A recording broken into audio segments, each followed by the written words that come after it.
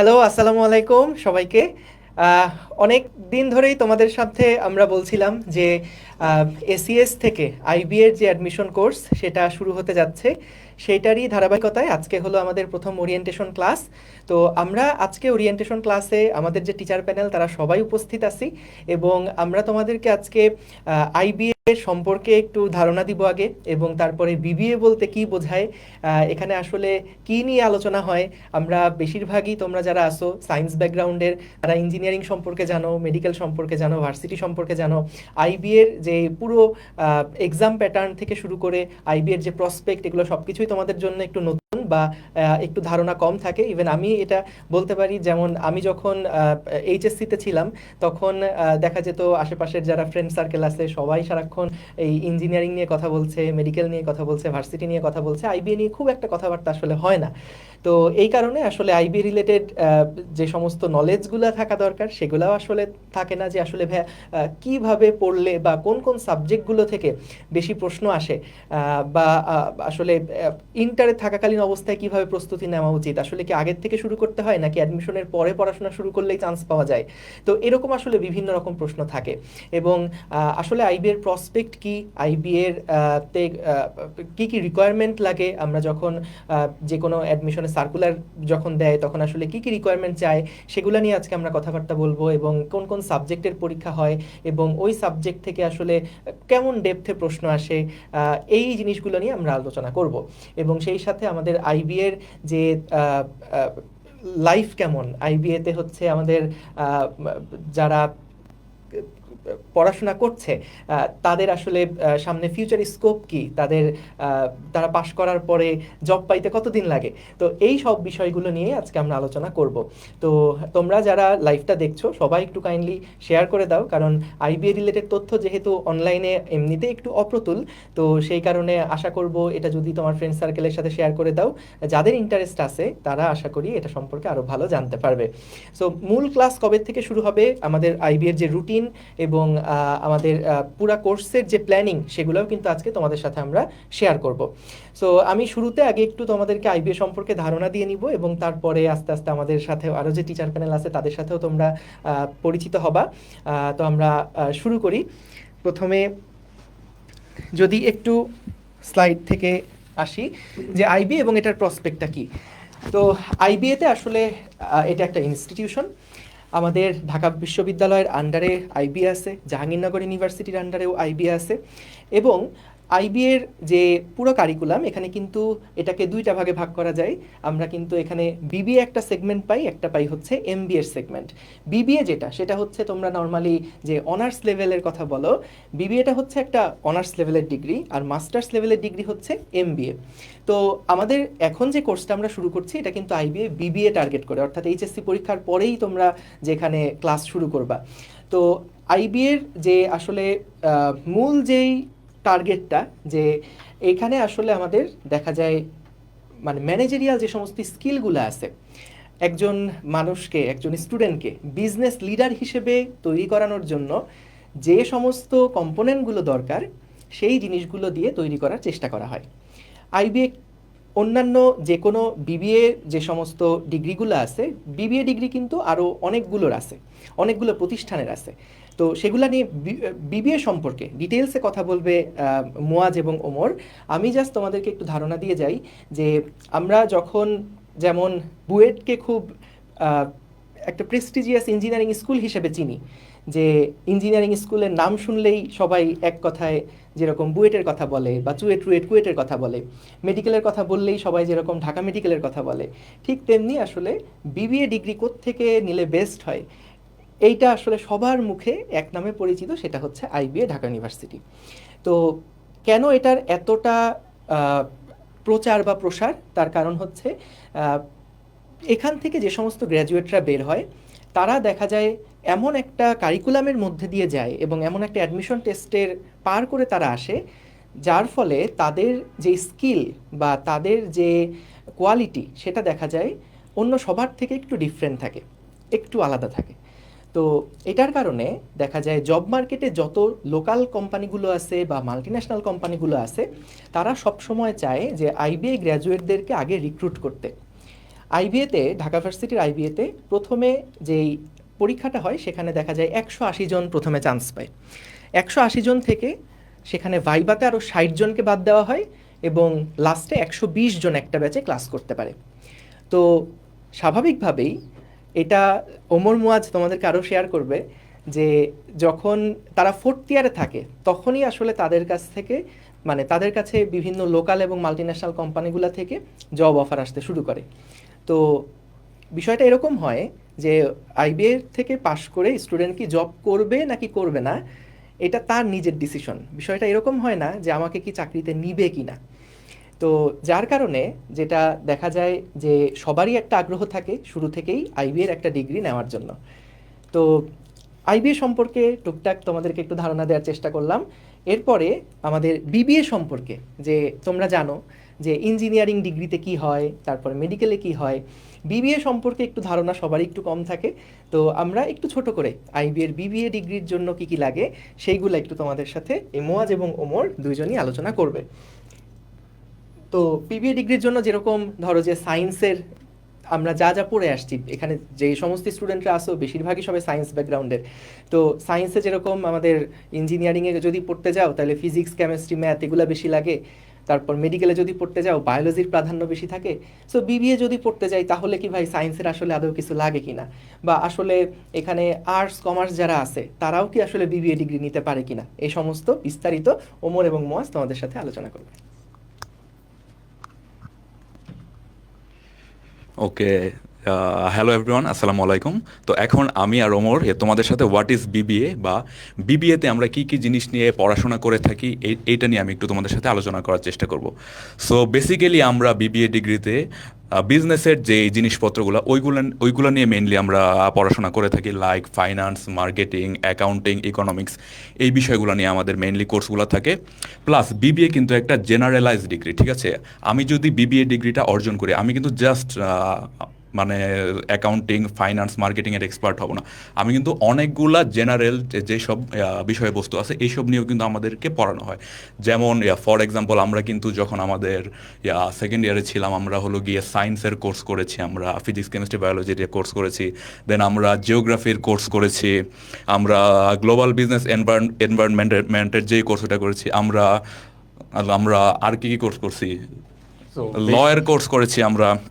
So basically it's about all, মানে আমরা হলো গিয়ে একদম ওভারঅল ধরো একটা বিজনেস লিডার হওয়ার জন্য কী কী ধরনের জ্ঞান আমাদের দরকার প্রত্যেকটা বিষয় সম্পর্কে অল্প অল্প করে জ্ঞান কিন্তু আমাদের বিবিএ ডিগ্রিটার মধ্যে দেওয়া হয়। সো নেক্সটে তোমাদের বলবে আমার ভাইয়া। আচ্ছা, সো বিবিএ ডিগ্রিতে যেটা হয় সেটা হচ্ছে গিয়ে প্রথম 3 বছর তুমি একটা একটা স্পেসিফিক টপিক্সের বা স্পেসিফিক সাবজেক্টের মধ্যে দিয়ে যাও, যেমন মোয়া যেগুলো বললো biology, physics, chemistry, marketing, finance and all. And সবথেকে ভালো বিষয়টা হচ্ছে এই 3 বছর পরে গিয়ে তুমি ডিসিশন নাও তুমি তোমার ক্যারিয়ারটা আসলে কোন দিকে নেবা। সো বিবিএ অ্যাকচুয়ালি তোমাকে সেই অপশনটা দেয় যে আফটার এক্সপ্লোরিং ফর 3 ইয়ার্স তুমি নিজের পছন্দের একটা স্ট্রিমকে চলে যেতে পারবা। That could be finance, that could be marketing, এটা অনেকের জন্য অ্যাকাউন্টিংও হতে পারে। অ্যান্ড মেজরের সাথে তুমি মাইনারও পছন্দ করতে পারো, যে অনেকের ডেটা ভালো লাগে, ডেটা অ্যানালিস্ট হতে চায়, সো এই অপশনটাও কিন্তু পাওয়া যায়। ইকোনমিক্স অনেকের ভালো লাগে, সো আফটার 3 ইয়ার্স তুমি চাইলে ইকোনমিক্সের দিকেও মাইনার হিসেবে পিক করতে পারো। Alright, okay, so next slide. So the history of BBA. So আমাদের আইবিএ প্রতিষ্ঠানটা চালু হয়েছিল 1966-এ, বাট আমাদের বিবিএ প্রোগ্রামটা চালু হয় 1993-তে। অ্যান্ড কারেন্টলি এখন যেই লাস্ট ব্যাচটা বিবিএর ওটা হলো গিয়ে বিবিএ 32, আর আমি আর ওমর দুইজনে বিবিএ 29 ব্যাচের। সো আর আমরা এখনও আইবিএতে আছি কারেন্ট স্টুডেন্ট হিসেবে ফাইনাল ইয়ারে। আর তোমরা যারা নেক্সট ব্যাচে আইবিএতে ঢুকবা, এইচএসসি 2024 যারা, তোমরা আইবিএতে হবা বিবিএ 33 ব্যাচ। ওকে, সো এইটা মোটামুটি আইবিএ বিবিএ নিয়ে আমরা আলোচনা করলাম। So next slide, admission requirements. এইখানে তোমাদের সাথে আলোচনা করবে আমাদের জয়নাল ভাইয়া। ওকে, সবারই হচ্ছে আসসালামু আলাইকুম সবাইকে, কি অবস্থা সবার? তো সবারই হচ্ছে একটা মানে ধারণা হয় যে আইবিএতে অ্যাপ্লাই করতে হলে কি ধরনের সিজিপিএ লাগে বা অনেক বেশি সিজিপিএ লাগে, এই ধরনের হচ্ছে একটা মিসকনসেপশন সবার ভিতরে থাকে। তো তোমরা এখানে দেখতে পাচ্ছ যে তোমরা যারা হচ্ছে আইবিএতে পরীক্ষা দিতে চাও তাদের হচ্ছে এসএসসিতে মিনিমাম হচ্ছে 3.5 উইথ 4 সাবজেক্ট এবং এইচএসসিতেও মিনিমাম, এই দুইটাতেই হচ্ছে মিনিমাম 3.5 লাগবে, এবং ওভারঅল তোমার টোটাল সিজিপিএ লাগবে হচ্ছে 8। মানে তুমি যদি এসএসসিতে 3.5 পেয়ে এবং টোটাল তুমি যদি হচ্ছে 8 সিজিপিএ নিতে পারো, তাহলেই হচ্ছে তুমি আইবিএতে অ্যাপ্লাই করতে পারবা। এটা হচ্ছে শুধুমাত্র হচ্ছে আইবিএ ডিইউর জন্য। ঠিক আছে, আমরা হচ্ছে পরবর্তী স্লাইডটাতে দেখি যে যারা হচ্ছে সায়েন্স থেকে অ্যাপ্লাই করতে চাও, আইবিএ জেইউতে সায়েন্স থেকে যারা অ্যাপ্লাই করতে চাও, তারা হচ্ছে এসএসসিতে এবং এইচএসসিতে মিনিমাম হচ্ছে 4 পয়েন্ট লাগবে এবং টোটাল সিজিপিএ লাগবে হচ্ছে 9। এটার মানে হচ্ছে যে তুমি যদি এসএসসিতে অথবা এইচএসসিতে যে কোনো একটাতে 4 পেয়ে থাকো এবং টোটাল তোমার সিজিপিএ যদি উইথ 4 সাবজেক্ট 9 হয়, তাহলেই তুমি হচ্ছে জেইউ আইবিএতে অ্যাপ্লাই করতে পারবা। এবং যারা হচ্ছে বিজনেস মানে কমার্সের এবং আর্টসের স্টুডেন্ট, তারা হচ্ছে সেম রিকোয়ারমেন্ট, বাট এখানে টোটাল সিজিপিএ লাগবে হচ্ছে 8.5। মানে এসএসসিতে এইচএসসিতে দুইটার ক্ষেত্রেই হচ্ছে মিনিমাম থ্রেশহোল্ড সিজিপিএ হচ্ছে 4 এবং টোটাল সিজিপিএ হচ্ছে 8.5। এটা হচ্ছে অ্যাডমিশন রিকোয়ারমেন্ট, যে তুমি যদি আইবিএ জেইউতে অ্যাপ্লাই করতে চাও সেই ক্ষেত্রে তোমার এই সিজিপিএ লাগবে। আর যারা হচ্ছে বিইউপি বাংলাদেশ ইউনিভার্সিটি অফ প্রফেশনালসের এফবিএসে টার্গেট করতেছো, তাদের জন্য হচ্ছে সিজিপিএ রিকোয়ারমেন্টটা একটু দেখি আমরা, একটু ভিন্ন। যেই বিইউপি এফবিএসে হচ্ছে একটু সিজিপিএ বেশি লাগে। তোমরা দেখতে পাচ্ছ যে এসএসসিতে এবং এইচএসসিতে মিনিমাম তোমার হচ্ছে 4.25 লাগবে এবং টোটাল সিজিপিএ লাগবে হচ্ছে তোমাদের 9, যারা হচ্ছে সায়েন্স থেকে পরীক্ষা দিতে চাচ্ছ। আর যারা আর্টস এবং কমার্স থেকে পরীক্ষা দিতে চাচ্ছ, তাদের জন্য হচ্ছে মিনিমাম সিজিপিএ হচ্ছে 4 উইথ 4 সাবজেক্ট এবং টোটাল সিজিপিএ লাগবে হচ্ছে 8.5। এটা হচ্ছে তোমার অ্যাডমিশনে অ্যাপ্লাই করার ক্ষেত্রে তোমার এই সিজিপিএটা লাগবে। বিইউপির ক্ষেত্রে বলে দিই, তোমাদের প্রথমে একটা সিলেকশন হয়, মানে তুমি প্রথমে অ্যাপ্লাই করবা, দেন তোমাকে হচ্ছে একটা সিলেকশন প্রসেসের মাধ্যমে, এটা হচ্ছে জেনারেল একটা যে একটা নমিনাল একটা সিলেকশন প্রসেস থাকে তাদের, তারপরে হচ্ছে ওরা পরীক্ষা যারা দিতে পারবে তাদের লিস্টটা পাবলিশ করে। তার পরবর্তীতে আমি ডাকবো হচ্ছে ওমরকে। ওমর হচ্ছে বলে দিবে যে কোশ্চেন প্যাটার্নটা কি। অলরাইট, সো আমরা সবাই জানি একটা এক্সাম দিয়ে ফেলছি অলরেডি, পোটেনশিয়াল আইবিএস, যেখানে কি আসে, সেখানে হচ্ছে গিয়ে ইংলিশ আসে, ম্যাথস আসে, অ্যানালাইটিক্যাল আসে। সো সেম জিনিসটাই অ্যাকচুয়ালি ডিইউআইবিএতে দেখতে পাবো। কিন্তু তোমাদের যেহেতু ফার্স্ট টাইমার হিসেবে ছিলা, তোমরা অনেকেই ইউজ টু ছিল না অ্যাকচুয়ালি কী টাইপের প্রশ্ন আসে না আসে, সেই জন্য আমরা একটু মার্কস কম রাখি। দেখতে পাচ্ছ ম্যাথে হচ্ছে 25 কোশ্চেন্স আসে। For the last couple of years 25 question আসতেছে, এর আগে 30টাও আসতো। আচ্ছা, দেন ইংলিশেও 25 অ্যান্ড অ্যানালাইটিক্যালে উই সি 20 কোয়েশ্চেন্স। আচ্ছা, তুমি যদি এই 3টা সেগমেন্টেই পাস করো, এরপর তোমার রিটেনের স্ক্রিপ্টটা চেক করা হবে। রিটেনে অ্যাকচুয়ালি 30 মার্কসের কোশ্চেন আসে, সেখানে অনেক কিছু থাকে। সেখানে আমরা এসে পাই, সেখানে আমরা প্যারাগ্রাফ পাই, সেখানে আমরা ট্রান্সলেশন পাই, এবং আমাদের ইয়ার রাইট গ্রাফ অ্যান্ড চার্টও আসছিল। সো মাঝে মধ্যে আইবিএ হচ্ছে তোমার রিটেন স্কিলটা চেক করার জন্য যা ইচ্ছা দিতে পারে। তোমার চ্যালেঞ্জটা হবে কম সময়ের মধ্যে, লেটস সে 30 মিনিটস, রাইট? 30 মিনিটসের মধ্যে তোমাকে এই সবগুলো লাস্ট 4টা আর 5টা টপিক লিখে শেষ করতে হবে। অ্যান্ড মাঝে মধ্যে এমন হয় যে রিটেন পার্টটাতে গিয়ে যে তোমার হচ্ছে গিয়ে কিছু স্পেসিফিক ওয়ার্ডসের বাংলা মনে থাকে না। যেমন আমাদের ইয়ার একটা কোশ্চেন আসলো ইভেন্ট, সো ইভেন্টের বাংলা আমি মনে করতে পারতেছিলাম না ফর লাইক 2 মিনিট। অ্যান্ড এটা মোটেও প্যারা না, আমি ইভেন্টের বাংলা একটা জিনিস লিখে আসি যেটা খুবই হাস্যকর, বাট ইভেন্চুয়ালি আমার প্যারা হয়নি। সো এইটা হচ্ছে অল। মজ, তুই জেইউআইবি নিয়ে কিছু। ওকে, সো জেইউআইবিএতে আমাদের ম্যাথ অ্যান্ড আইকিউ। এখন দেখো, তোমরা অনেকে প্রশ্ন করো যে ভাই আমরা তো এই কোর্সে আইকিউ টেস্ট নিয়ে কি আলোচনা হবে কিনা। দেখো, আমরা যদি ডিওয়াইবের এই যে পার্টটা, অ্যানালিটিক্যাল পার্টটা, ওইটা নিয়ে যদি আমরা ভালো প্রিপারেশন রাখি, আমরা হলো গিয়ে জেইউআইবের আইকিউ পার্ট যা আসছে আমরা ওটা অ্যান্সার করতে পারবো। ঠিক আছে, তো আমাদের এখানে ম্যাথ অ্যান্ড আইকিউ থেকে আসবে 30, ইংলিশ থেকে আসবে 30, জিকে থেকে 15, বাংলা থেকে 5। দেখো, এই যে দুইটা জিনিস, জিকে আর বাংলা কিন্তু আলাদা। অ্যান্ড এইটার জন্যই কিন্তু আমরা তোমাদের জন্য আমাদের যে কোর্সটা, ওইটাতে আমরা জিকের জন্য 5টা স্পেশাল ক্লাস থাকবে, আর বাংলার জন্য স্পেশাল ক্লাস থাকবে হলো গিয়ে 2টা। সো এই ক্লাসগুলোর মধ্যে আমরা মেইনলি তোমাদের জিকে আর বাংলাতে কী কী আসবে ওইসব জিনিসপত্র নিয়ে আলোচনা করে দিব। অ্যান্ড দেন আমাদের আছে বিইউপির এফবিএস। বিইউপির এফবিএসে ম্যাথ আসবে হলো গিয়ে 40, ইংলিশ 25, আর জিকে থেকে আসবে হলো গিয়ে 10। এই টোটাল হলো গিয়ে 75। আচ্ছা, সো বিউপি যে ব্যাপারটা, বিউপিতে ম্যাথসের জন্য অনেক মার্কস, লাইক 40 মার্কস, ইংলিশের জন্য 25 মার্কস। এটা কিন্তু ফিক্স না, বিউপি গত বছর চেঞ্জ করছে। আমাদের বছর ইংলিশ থেকে আসছিল 35, ম্যাথ থেকে 35 অ্যান্ড জিকেতে ছিল 30 মার্কস। সো এটা স্ট্যাটিক না, আমাদের স্লাইডে যেগুলো দেখতে পাচ্ছ রিকোয়ারমেন্ট বা হচ্ছে মার্ক, এগুলো সবগুলো হচ্ছে গত বছরের। আমরা হচ্ছে গত বছরের কোশ্চেন ওয়াইজ এটাকে এখানে ইনপুট দিয়েছি। সো এখানে অনেকেই মনে ভয় পেতে পারো যে ভাইয়া ম্যাথ 40 মার্ক, সময় মাত্র 60 মিনিট, 60 মিনিটে ভাই 40টা ম্যাথ করার পরে আমি ইংলিশ কীভাবে করবো, জিকে কীভাবে করবো? এবং সবথেকে বড় কোশ্চেন যে ভাইয়া আইবি এর মতো বিউপি থেকে পাসিং বার আছে, আমি কি 3টা সাবজেক্টে পাস করতে হবে কি হবে না? ওয়েল, আমি আমার স্টোরি একটু শেয়ার করতে চাই। আমাদের ইয়ার আমি হচ্ছে বিউপিতে বিবিএ জেন ডিপার্টমেন্টে ছিলাম। সো বিবিএ জেনে আমার এক ফ্রেন্ড, ও হচ্ছে ইংলিশ খুব ভালো করে, জিকেতে যেহেতু ও ঢাকা ইউনিভার্সিটির আর্টস ডিপার্টমেন্টে পরীক্ষা দেওয়ার জন্য প্রিপারেশন নিচ্ছিল, জিকেতে খুবই ভালো করে, অ্যান্ড ম্যাথে ও মাত্র 5টা এবং 6টা অ্যান্সার করে, and he got into BUP BBA জেন, রাইট? সো এরকম অনেকেই আছে যারা হচ্ছে গিয়ে কোনো একটা সেগমেন্টে খারাপ করে ফেলছিল, and ultimately he got in. And এই জন্য এইবার বিউপিতে আমরা দেখতে পাচ্ছি যে এবার ম্যাথে বেশি ফোকাস দিচ্ছে, অ্যান্ড ম্যাথে ওরা 40 মার্কস রাখতেছে। সো ইয়া, ইটস স্ট্যাটিক না, এটা চেঞ্জ হতে পারে, তোমরা এটা নিয়ে একটু ক্লিয়ার আইডিয়া রেখো। Alright, next we have IBA viva. আচ্ছা মোয়াজ, এখানে আমরা সবাইকে একটু, হ্যাঁ, সবাই আসেন ভাই। সো আইবিএ ভাইবা, এই বিষয়টা নিয়ে অনেক স্টুডেন্টের অনেক আগ্রহ থাকে যে ভাইয়া আইবিএ ভাইবাতে কি জিজ্ঞেস করে, আইবিএ ভাইবা কি ফুল ইংলিশ হয় না ফুল বাংলা হয়, আমাকে কি এইটা বলে আটকাবে ওইটা বলে আটকাবে কিনা। এখন দেখো, আইবিএ ভাইবার এক্সপিরিয়েন্সটা প্রত্যেকের জন্য আলাদা আলাদা।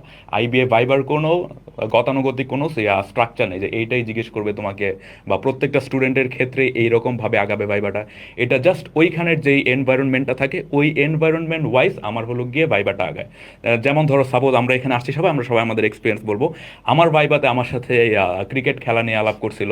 দেন আমি যদি আইবিএতে আসি, তাহলে আমি আইবিএ থেকে পাশ করার পর কি কি মানে কি টাইপের চাকরি করতে চাই, ওই জিনিসটা নিয়ে আমার সাথে আলাপ করছিল। আমাকে তারপর এটাও জিজ্ঞেস করছিল যে আমাকে যদি এই একটা কোম্পানিতে সাপোজ বেতন দিল এত টাকা, আরেকটা কোম্পানিতে আমাকে বেতন দিল এত টাকা, তাহলে আমি কোনটাতে ঢুকবো, এই ধরনের প্রশ্ন আমাকে আস্ক করছিল। সো এইগুলা কিন্তু কোনো ধরো একটা কি বলে স্ট্রাকচারাল কোনো মানে কি বলে এটাকে গঠনের মধ্যে কিন্তু আমি জিনিসটাকে আনতে পারবো না। এক একজনের ভাইবার এক্সপিরিয়েন্স এক এক রকম হয়। তো এখন আমরা না, মাশরুফ এটা ভাই থেকে আসলে শুনবো। মানে একরকম ধরো যে তুমি মানে হঠাৎ করে যখন যে কোনো প্রশ্ন করা হয়, তুমি তখন কিভাবে করে রিপ্লাই দিচ্ছ, এবং পুরাটাই কিন্তু ইংলিশে ফ্লুয়েন্টলি তোমার বলতে হবে। তো আমাদের ক্ষেত্রে বিশেষ করে আমরা যারা এমবিএ করছি আইবিএ থেকে, তাদেরও কিন্তু একই প্রসেসেই আমাদেরকে যাওয়া লাগছে। আমাদের হচ্ছে একইভাবে রিটেন দিয়ে ভাইবা দিয়ে তারপরে এমবিএতে ঢোকা লাগছে। তো আমাদের ক্ষেত্রে এমবিএর যেই এক্সপিরিয়েন্সটা, সেটা নর্মালি থাকে আমরা আন্ডারগ্রেড কোথায় করছি, আমরা কেন আন্ডারগ্রেড করার পরে এমবিএ করছি, আমাদের টার্গেট কি, কেন আমরা ইঞ্জিনিয়ারিংয়ে কেন ক্যারিয়ার করলাম না, এই রকম জিনিসপত্র নিয়ে বেশি প্রশ্ন করে। বিশেষ করে আমার ক্ষেত্রে ধরো, আমি নেভাল আর্কিটেকচার থেকে বুয়েটে যখন গ্র্যাজুয়েশন কমপ্লিট করছি, আমাকে জিজ্ঞেস করছে যে তুমি কি এখানে তোমার মানে শিপইয়ার্ড রিলেটেড বিভিন্ন প্রশ্ন তারা করে। এবং জানলে অবাক হবা যে তারা যে সমস্ত প্রশ্ন করছেন, তারা কিন্তু এই উত্তরগুলো অলরেডি জানে যে আসলেই এখানকার সিনারিও কি, এখানে জব মার্কেট কেমন অলরেডি। এবং আমাদের হচ্ছে যারা বুয়েট থেকে পাশ করে যায়, অনেকে যেটা করে যে আইবিএতে ভর্তি হওয়ার পরে 1 বছর ক্লাস করার পরে তারা আবার দেশের বাইরে চলে যায়। তো ওইটা নিয়েও স্যাররা একটু ভয় থাকে যে এই ছেলে যে বুয়েট থেকে আইবিএতে আসলো, সে কি আসলে এই পুরাটা 2 বছর কন্টিনিউ করবে কিনা। ইভেন আমাদের ব্যাচেও এরকম হয়েছে, 4-5 জন যারা বুয়েট থেকে আমরা জয়েন করছিলাম আইবিএতে, তাদের একই সাথে মাস্টার্সের পড়াশোনা চলছিল। মানে তারা দেশের বাইরে মাস্টার্সে যাওয়ার জন্য বিভিন্ন জায়গায় অ্যাপ্লাই করছিল, কেউ পিএইচডির জন্য অ্যাপ্লাই করছিল। তো আইবিএতে দেখা গেছে 1 সেমিস্টার বা 2 সেমিস্টার পরেই অনেকের যখন বাইরে কনফার্ম হয়ে গেছে, তখন তারা ছেড়ে চলে গেছে। তো এই ক্ষেত্রে ধরো যে আইবিএর ওই সিটটা কিন্তু তখন নষ্ট হয়েছে। তো এটা নিয়েও স্যাররা একটু প্রশ্ন করে জিজ্ঞেস করতে যায় যে আসলে আমার রেজাল্ট কেমন ছিল, আমি কেন জবে ঢুকছি না, আমার কি টার্গেট, এবং আমি দেশের বাইরে যেতে চাই না কেন। হ্যাঁ, এরকম বিভিন্ন প্রশ্ন আসলে করে। তো এটা ওই যে মুয়াজ যেটা বললো, সবসময় সিচুয়েশন বেসড হয় যে মানে এটা কার ক্ষেত্রে কেমন প্রশ্ন আসবে, এরকম কোনো স্ট্রাকচার কিছু নাই। এটা সম্পূর্ণটাই ডিপেন্ড করে যে তুমি ওই সময় ওই মুহূর্তটাকে কিভাবে হ্যান্ডেল করছো এর উপরে। আমার ভাইবা এক্সপিরিয়েন্সটা হচ্ছে একটু ভিন্ন রকমই ছিল, মানে সবারটাই ভিন্ন। সো আমার ক্ষেত্রে আই ওয়াজ এক্সপেক্টিং যে ভাইবা বোর্ডে 3 জন থাকবে, সো আমি ওরকমভাবেই প্রিপারেশন নিয়ে গিয়েছিলাম। বাট আমি গিয়ে দেখি যে হচ্ছে 5 জন বসে আছে, আমি ভয় পেয়ে গেছি। অ্যান্ড একজন was like looking at me, staring at me, যে আমার দিকে তাকায় আছে, আমি এবং তাকে দেখে সবচেয়ে বেশি ভয় পেয়ে গেছি। I was like shivering like that. So একটা টিচার সে হচ্ছে আমাকে বললো ডোন্ট বি নার্ভাস, এটা it's a normal situation. So মানে সে হচ্ছে আমাকে কাম ডাউন করছে, অ্যান্ড আমার ব্যাকগ্রাউন্ড রিলেটেড, আমার ফাইন্যান্স রিলেটেড প্রশ্নই করছে। সো ওই জিনিসটা আমাকে ওভারকাম করতে সাহায্য করছে। সো এটা হচ্ছে মানে কেউ বলতে পারে না যে কীরকম সিচুয়েশন হবে, কখন তুমি হচ্ছে কোন রকমের মানে হিন্ট পাবা, বা হচ্ছে তোমাকে মানে এটা হচ্ছে একটা নর্মাল একটা সিচুয়েশন, তোমার হচ্ছে ওইভাবেই চিন্তা করতে হবে। অ্যান্ড হচ্ছে মানে সবার জন্যই এটা ডিফারেন্ট হয়, এটাই হচ্ছে তবে বিষয়। এখানে আমি একটা জিনিস একটু অ্যাড করতে চাই, যে দেখা যায় বেশিরভাগ সময় যাদের রিটেনের রেজাল্টটা ভালো থাকে তাদেরকে দেখা যায় তারা আইবিএ ভাইবার জন্য বাদ পড়ছে, এরকমটা কিন্তু আসলে কম হয়। দেখা যায় রিটেনে যাদের ওই টপ 120-র মধ্যে আছে তাদেরকেই বেশি প্রিফার করে ওই 120 জনের মধ্যে নেওয়াতে। আর খুবই এক্সেপশনাল কেসে দেখা যায় ভাইবা যদি খুব এক্সট্রাঅর্ডিনারিলি ভালো করে ফেলে, সেই ক্ষেত্রে তাদেরকে চান্স দেওয়া হয় আর কি। আচ্ছা, সো আমি একটু শেয়ার করি। তার আগে হচ্ছে আমার বিউপি ভাইবা নিয়ে বলতে হবে। আমার বিউপি ভাইবার এত ভালো ছিল যে আই ওয়াজ সুপার কনফিডেন্ট যে আইবি আমার জন্য কিছুই না। আমি হোপফুলি বিউপি যখন ভালো করে ফেলছি, আই থট আমি আইবিএতে ভালো করব। কিন্তু যে মাসুর ভাই মাত্র যেটা বললো, রিটেনের রেজাল্ট যাদের খুবই ভালো তাদের প্যারা খাইতে হয় না, বাট আমার রিটেনটা খুবই ভালো ছিল না। সো এই জন্য আমাকে প্যারা খাইতে হচ্ছিল, but I didn't feel that. And আমি যখন আমি জানতাম না আমার রিটেন কেমন হয়েছে। আমি যখন ফার্স্টে রুমে এন্টার করি, সো আমি পুরোটাই বলি ডিটেলসে। ফার্স্টে রুমে এন্টার করি, আমি সুপার কনফিডেন্ট ছিলাম, খুবই কনফিডেন্ট নিয়ে সেখানে মুভ করি। অ্যান্ড পরবর্তীতে হচ্ছে সালাম দিয়ে সুন্দর করে বসে পড়ি। অ্যান্ড তারা আমাকে ফার্স্ট কোশ্চেন, আমি যেটা এক্সপেক্ট করেছিলাম সেটা হচ্ছে গিয়ে tell me something about yourself, যেটা অলওয়েজ আমি আমার লাইফে যতগুলো ভাইবা দিয়ে আসছি সেখানে এটাই ফেস করে আসি, tell me something about yourself. And I was prepared. But আমাকে যেটা করলো আইবিএর 5জন ফ্যাকাল্টি ছিল, যেটা জনাব ভাই বললো সবসময় 5জন থাকে। অ্যান্ড এর মধ্যে চেয়ারম্যান স্যার যেটা, সে আজ করলো what's so special about you Omar Farooq. So আমি একদম প্রিপেয়ার ছিলাম না, আমি কী বলবো আমার ব্যাপারে স্পেশাল কী থাকতে পারে।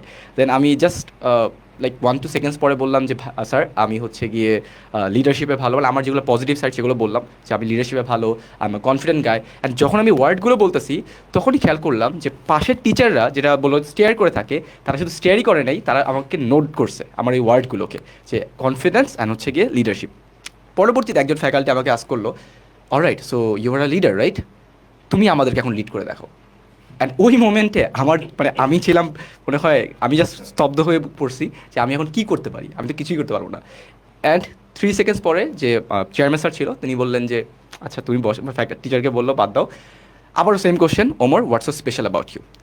রিমেম্বার এখানে আমি সেমই রিপ্লাই দিই যে আমি হচ্ছে লিডারশিপ অ্যান্ড কনফিডেন্ট। অ্যান্ড পরবর্তীতে এই যে আমি আবারও আমি প্যারা খাওয়ার পরও আমি আমার ওয়ার্ডে স্টিক করছি, এইটাই অ্যাকচুয়ালি শো করলো আমি কনফিডেন্ট। তারপর একজন ফ্যাকাল্টি আমাকে আস্ক করলো যে আচ্ছা তুমি যে বললা তুমি কনফিডেন্ট, তুমি হচ্ছে আমাকে কিছু এক্সাম্পল দাও যে তুমি কী কী করে আসছো তোমার লাইফে, তুমি স্কুল কলেজে কী কী করে আসছো। সিন্স আই ওয়াজ আমার নটরডেমের গ্রুপে ক্যাপ্টেন ছিলাম, অ্যান্ড আমি ফুটবল টিমের ক্যাপ্টেন ছিলাম। সো এখানে আমাকে আস্ক করে ওইসব সিনারিও যে আমি কীভাবে ফেস করছি। লিডারশিপ নিয়ে আমাকে আস্ক করে তোমার চোখে দেখা বেস্ট লিডারকে। সো গেস কী বলতে পারি। আচ্ছা যাই হোক, সো এইভাবে করে শেষ করি ভাইবাটা। তার পরবর্তীতে আমাকে কিছু বিজনেস রিলেটেড কোশ্চেন করে, যেগুলো খুবই নর্মাল ছিল, লাইক এফবিসিসিআই, এগুলো সবাইকে আস্ক করে না। Since I was from business background আমাকে আস্ক করছে। সো এফবিসিসিআই, তারপর হচ্ছে কি তোমার বিজিএমই এর কাজ কী, তারপর হচ্ছে কি কমার্স নিয়ে কিছু কোশ্চেন আস্ক করে, অ্যান্ড আমি অ্যান্সার করি। অ্যান্ড সবচেয়ে বড় বিষয় কি, ইংলিশে ফ্লুয়েন্ট হওয়াটা ইম্পর্টেন্ট, ডেফিনেটলি ইম্পর্টেন্ট। তুমি ফ্লুয়েন্টলি কথা বলতেছো, ফ্লুয়েন্ট হওয়া মানে এই না যে তোমার অ্যাকসেন্টটা আমেরিকান, তোমার অ্যাকসেন্টটা ব্রিটিশ, তোমার অ্যাকসেন্টটা একদম নর্মাল একজন বাংলাদেশি হিসেবে যেরকম সেটাই এনাফ।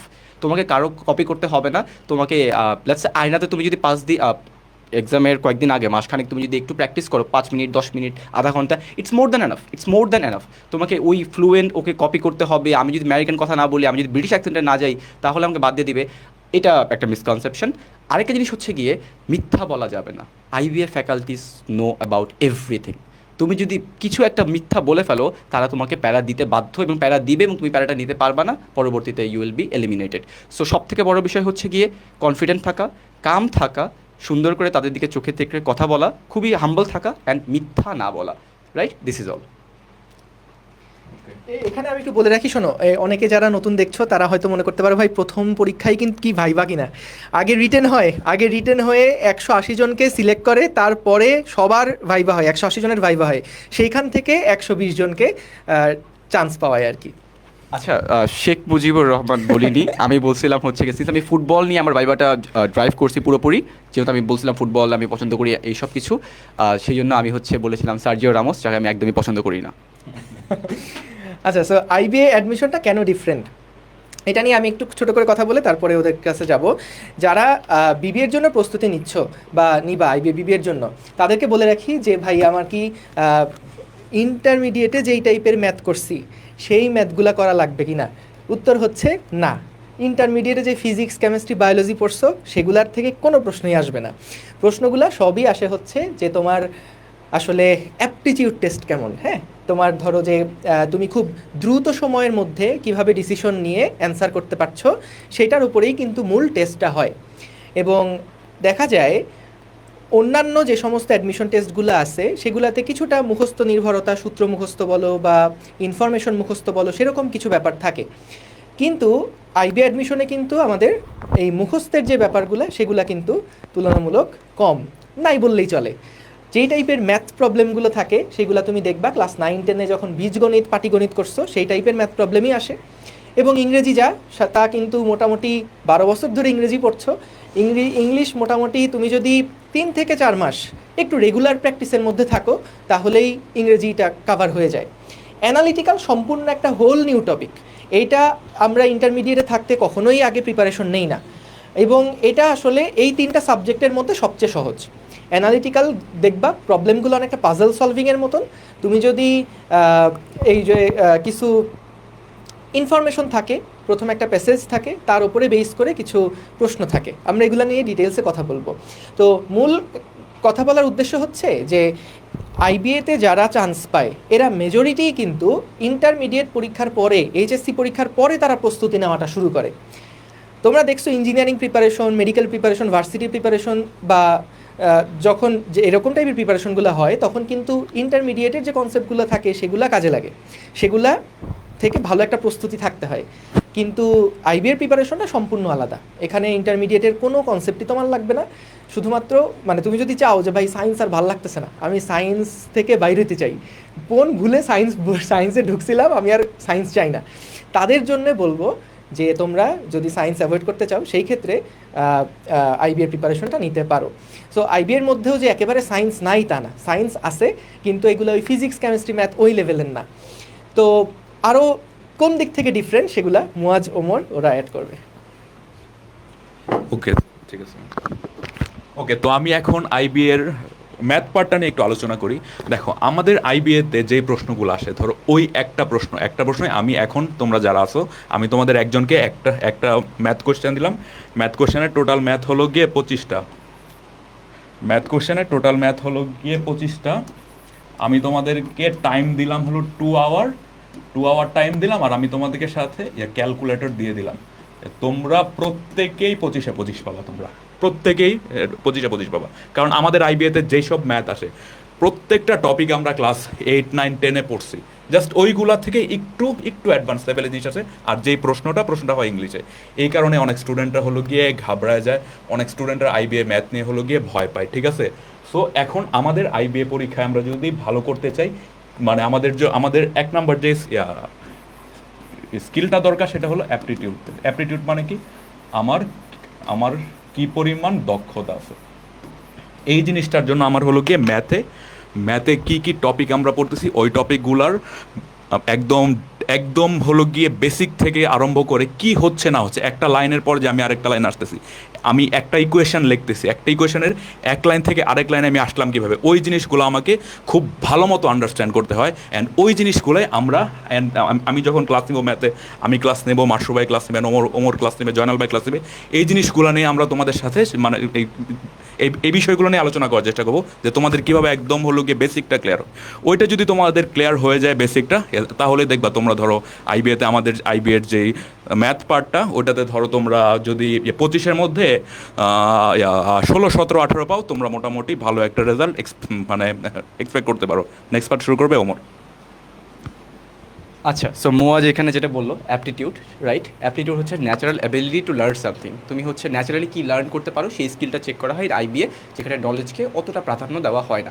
অনেকেই দেখলাম আজ করতেছো ভাইয়া ইংলিশে কী হয়, ইংলিশে কি আমার তো মুখস্থ লাগে, ইংলিশে অনেক অনেক ভোক্যাবুলারি মুখস্থ করতে হয়। আচ্ছা আর কি মুখস্থ করতে হয়? আর কিচ্ছু না, ইডিয়ম ফ্রেজ প্রিপোজিশন এগুলো অতটা আসে না আইবিএতে। আচ্ছা ভোক্যাবুলারি মুখস্থ করার জিনিস না, ভোক্যাবুলারি তুমি নিজে বলো, তুমি বাংলা কি কখনো মুখস্থ করেছো যে এটার মানে হচ্ছে কিং কর্তব্য বিমূঢ় মানে এটা তুমি ইউজ করছো তোমার লাইফে, অ্যান্ড পরবর্তী তুমি বুঝতে পারছো যে আচ্ছা এই ওয়ার্ডটা এই কনটেক্সটে ইউজ করতে হয়। আইবিএ কখনো তোমাকে একটা শব্দ দিয়ে বলবে না যে বলো তো এই শব্দটার মিনিং কি। আইবিএ তোমাকে একটা সেন্টেন্স কমপ্লিশন দিবে, আইবিএ তোমাকে একটা কিছু লিখে দিবে অ্যান্ড মাঝখানে একটা গ্যাপ রেখে দিবে, রাইট? তুমি এই গ্যাপে কোন শব্দটা বসাবা এইটা ওরা জানতে চায়। এখন এই শব্দটা জানার জন্য লাস্ট একটু ভাবো, বাংলাতে যদি আমাদের একটা শূন্যস্থান পূরণ করতে দেয়, একটা শব্দ বসাতে বলে, তুমি অবশ্যই কনটেক্সটে বুঝে যাবে, কারণ তুমি বাংলাকে নিজের ভাষা হিসেবে ট্রিট করতেছো। বাট ইংলিশকে একটা সাবজেক্ট হিসেবে ট্রিট করো, যেখানে প্রবলেমটা হয়। ইংলিশকে তুমি যদি জাস্ট বুঝে, যাদের রিডিং হ্যাবিট ভালো, ও অটোমেটিক্যালি অপশনগুলো দেখে বলবে যে ভাইয়া এ বি সি ডি, এই চারটার মধ্যে শিওরলি এ হবে না, শিওরলি সি হবে না, শিওরলি বি হবে না, কারণ এগুলো বসানোর পরে আমার কনটেক্সটটা ওই মিনিংয়ে দাঁড় হয় না যেটা এখানে বলতে চাচ্ছে। সো অটোমেটিক্যালি তুমি আনসার ডি পিক করবা। সো এখানে ভোক্যাবুলারি গদ বাঁধা, আমি এমন একজনকে চিনি যে হচ্ছে 5,000 ওয়ার্ড মুখস্থ করে, বাট আলটিমেটলি আইবিতে চান্স পায়নি। এবং আমার একটা ইনস্ট্রাক্টর ছিল, সে 250টা ওয়ার্ড পড়ে, সে আইবিতে চান্স পায়। সে কিন্তু 250টা ওয়ার্ড পারে না, সে হচ্ছে ইংলিশের রিডিং হ্যাবিটটা তার ভালো ছিল, অ্যান্ড এই জন্য তার অতটা প্যারা হয়নি। এখন ভাই রিডিং হ্যাবিট আমি কীভাবে ভালো করতে পারি? আমি রিডিং হ্যাবিটটা ভালো করতে পারি জাস্ট 2 থেকে 3 মাস ডেইলি 2 থেকে 3টা আর্টিকেল পড়ে। ভোক্যাবুলারি ধরে ধরে মুখস্থ করার থেকে বেটার না? তুমি যদি পড়ে পড়ে, আমি এই শব্দটার মানে জানি না, আমি একটু খাতায় নোট ডাউন করে রাখতেছি, তাহলে শব্দটার মিনিং কী সেটা আমি শিখে ফেলবো, কারণ আমি শব্দটা কনটেক্সট থেকে জানতে পারছি। That's it. সো লিস্ট ধরে ভাই আমি 1000টা ওয়ার্ড পড়ে ফেলছি, বাট মিনিং জানি, বাট কখন ইউজ করতে তা জানি না। সো এই জন্য একটা ভালো বই আছে ওয়ার্ড স্মার্টে খুব সুন্দর করে কনটেক্সট বলে দেয়, অ্যান্ড তুমি কনটেক্সট যখন বুঝে ফেলবা, তাহলে তোমার জন্য শব্দটা মনে রাখতে হয় না, তুমি আলটিমেটলি বুঝে ফেলবা যে এইটা হচ্ছে এখানে ইউজ করা যায়, এইটা এখানে ইউজ করা যায় না। That's it. আচ্ছা অ্যানালিটিক্যাল নিয়ে ভাইয়া তোমরা দেখছো যে আসলে মূল কাহিনী কিন্তু হয় টাইম ম্যানেজমেন্টে। মোটামুটি নলেজের যে পার্টটুকু থাকে এটা আসলে সবার থাকে। আমরা যদি এটা বলি যে ওই যে ক্লাস 8-9-এর যে ম্যাথ প্রবলেমগুলো আছে, এই ম্যাথ প্রবলেমগুলো কিন্তু সবাই পারবা। ওমর যেটা বললো যে আমাদের ধরো 2 ঘন্টা যদি সময় দেয়, সাথে ক্যালকুলেটর দেয়, সায়েন্সের পোলাপান এই টাইপের ম্যাথ পারবে না, এটা সম্ভবই না। ম্যাথ সবাই পারবে, কিন্তু চ্যালেঞ্জটা হবে ওই সময়ের মধ্যে সঠিকভাবে দাগায় আসা। অ্যানালিটিক্যালের পার্টও একদম সেম, মানে ওই টাইম ম্যানেজমেন্টটা যারা ঠিকঠাক মতো করতে পারবে তাদের আসলে আর কোনো প্যারা হবে না। তো আমাদের অ্যানালিটিক্যালের মধ্যে আসলে কী কী টাইপের জিনিসপত্র থাকে? এখানে থাকে পাজেল টাইপের প্রবলেমগুলো, যে ধরো পার্সন এ পার্সন বি এর পিছনে বসা আছে, 6 জন মানুষ আছে, তো তাহলে প্রথমে অনেকগুলা কন্ডিশন দেওয়া থাকবে, সেই কন্ডিশন থেকে তোমাকে বলতে হবে যে পার্সন সি কত নাম্বার পজিশনে বসে আছে। হ্যাঁ, তো বেশ মজার প্রবলেমগুলা। তুমি যদি মানে ওই যে গেমস টাইপের জিনিসগুলো যদি খেলে থাকো, এই প্রবলেমগুলো তোমার কাছে অনেক মজা লাগবে। আর অনেকেই প্যারা খায় যাদের ইংলিশে একটু দুর্বলতা থাকে, দেখা যায় ওই ইংলিশে অত বেশি মানে প্র্যাকটিস না থাকার কারণে অনেক সময় দেখা যায় ভাষা বুঝতে সমস্যা হয়, বা কি বুঝাইছে এটা অনেক সময় বোঝে না, সেই ক্ষেত্রে একটু চ্যালেঞ্জ হয়ে যায়। হ্যাঁ, তাছাড়া আসলে মানে অ্যানালিটিক্যাল বলো, ইংলিশ বলো, ম্যাথ বলো, সবগুলোই আসলে পারার মতনই সব কিছু, এবং সময়ের মধ্যে করার জন্য আসলে প্রচুর প্র্যাকটিস লাগে। প্র্যাকটিসটা যদি একটু টাইমলি রেগুলারিটি মেনটেন করে করা যায়, তাহলে আসলে আর কোনো সমস্যা হয় না। ওকে, আমরা পরেরটায় যাই, সাম মিথস অ্যাবাউট আইবিএ। তোমরা আসো। তো এখানে কয়েকটা ব্যাপার আছে। একটা হচ্ছে যে ভাই আইবিএতে যারা চান্স পায় তারা কি শুধুমাত্র আইবিএর জন্য প্রিপারেশন নেয় কিনা। তারপরে আরেকটা গ্রুপ আছে যে ভাইয়া এখানে তো ইংলিশ অনেক বেশি লাগে, তাইলে কি ইংলিশ মিডিয়াম যেগুলো, ইংলিশ ভার্সন যেগুলো, তারাই কি বেশি চান্স পায় কিনা। সো উত্তর হচ্ছে আমরা এখানে যারা দাঁড়ায় আছি, ওমর কি ইংলিশ ভার্সনে ছিল? ওমর বাংলা ভার্সন, মুয়াজ বাংলা ভার্সন, আমিও বাংলা ভার্সন, জয়নাল ভাই বাংলা ভার্সনের। এবং আমরা এখানে বিবিএ যারা করছে ওরা ভালো আরও বলতে পারবে যে আসলে ইভেন মুয়াজ একটা চার্ট দেখাবে তোমাদেরকে যে কত পার্সেন্ট বাংলা ভার্সন থেকে, কত পার্সেন্ট ইংলিশ ভার্সন থেকে, কত পার্সেন্ট ইংলিশ মিডিয়াম থেকে চান্স পায়। আর আরেকটা হচ্ছে যে সিমালটেনিয়াস প্রিপারেশন ভাই যদি নিতে চাই, ইঞ্জিনিয়ারিংয়ের পাশাপাশি আমি আইবিএর জন্য প্রিপারেশন নিতে চাই, ভার্সিটির পাশাপাশি নিতে চাই, বা মেডিকেলের পাশাপাশি নিতে চাই, তাহলে আসলে কিভাবে পড়াশোনা করব। তোমাদের মুয়াজ ভাইয়া কিন্তু মেডিকেলের পাশাপাশি আইবিএতে প্রিপারেশন নিছিল। আমার অনেক ফ্রেন্ড আছে যারা ইঞ্জিনিয়ারিং কোচিংয়ের পাশাপাশি আইবিএর প্রিপারেশন নিছিল, এবং তাদের দুইটাতেই হয়েছিল। তো বিষয় হচ্ছে আমি তাদেরকে বলবো, যারা সায়েন্স ব্যাকগ্রাউন্ডের আসো তাদের জন্য কিন্তু ম্যাথ পার্টটুকু অলরেডি ডান। তারা অলরেডি ম্যাথের যে কনসেপ্টগুলো আছে এগুলো ইজিলি গ্র্যাব করতে পারবা। তোমাদের জাস্ট টাইমের মধ্যে প্রপারলি শেষ করার জন্য কিছু প্র্যাকটিস করা লাগবে।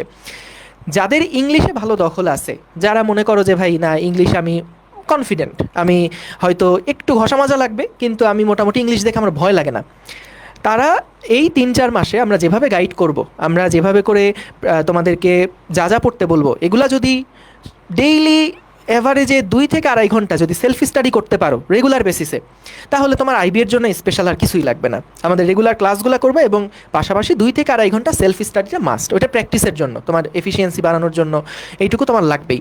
আর অ্যানালিটিক্যালের পার্ট যেটা, যারা সায়েন্সের স্টুডেন্ট আসো তাদের জন্য অ্যানালিটিক্যালের পার্ট আসলে অনেক সোজা। এখন আমি এতক্ষণ সায়েন্সদের কথা বলতেছি, তাহলে কমার্সের যারা আছে বা আর্টসের যারা আছে তাদের জন্য কী হবে? সো কমার্স থেকে কিন্তু এই যে ওমর ভাইয়া কমার্স থেকে কিন্তু আইবিএতে চান্স পাইছে।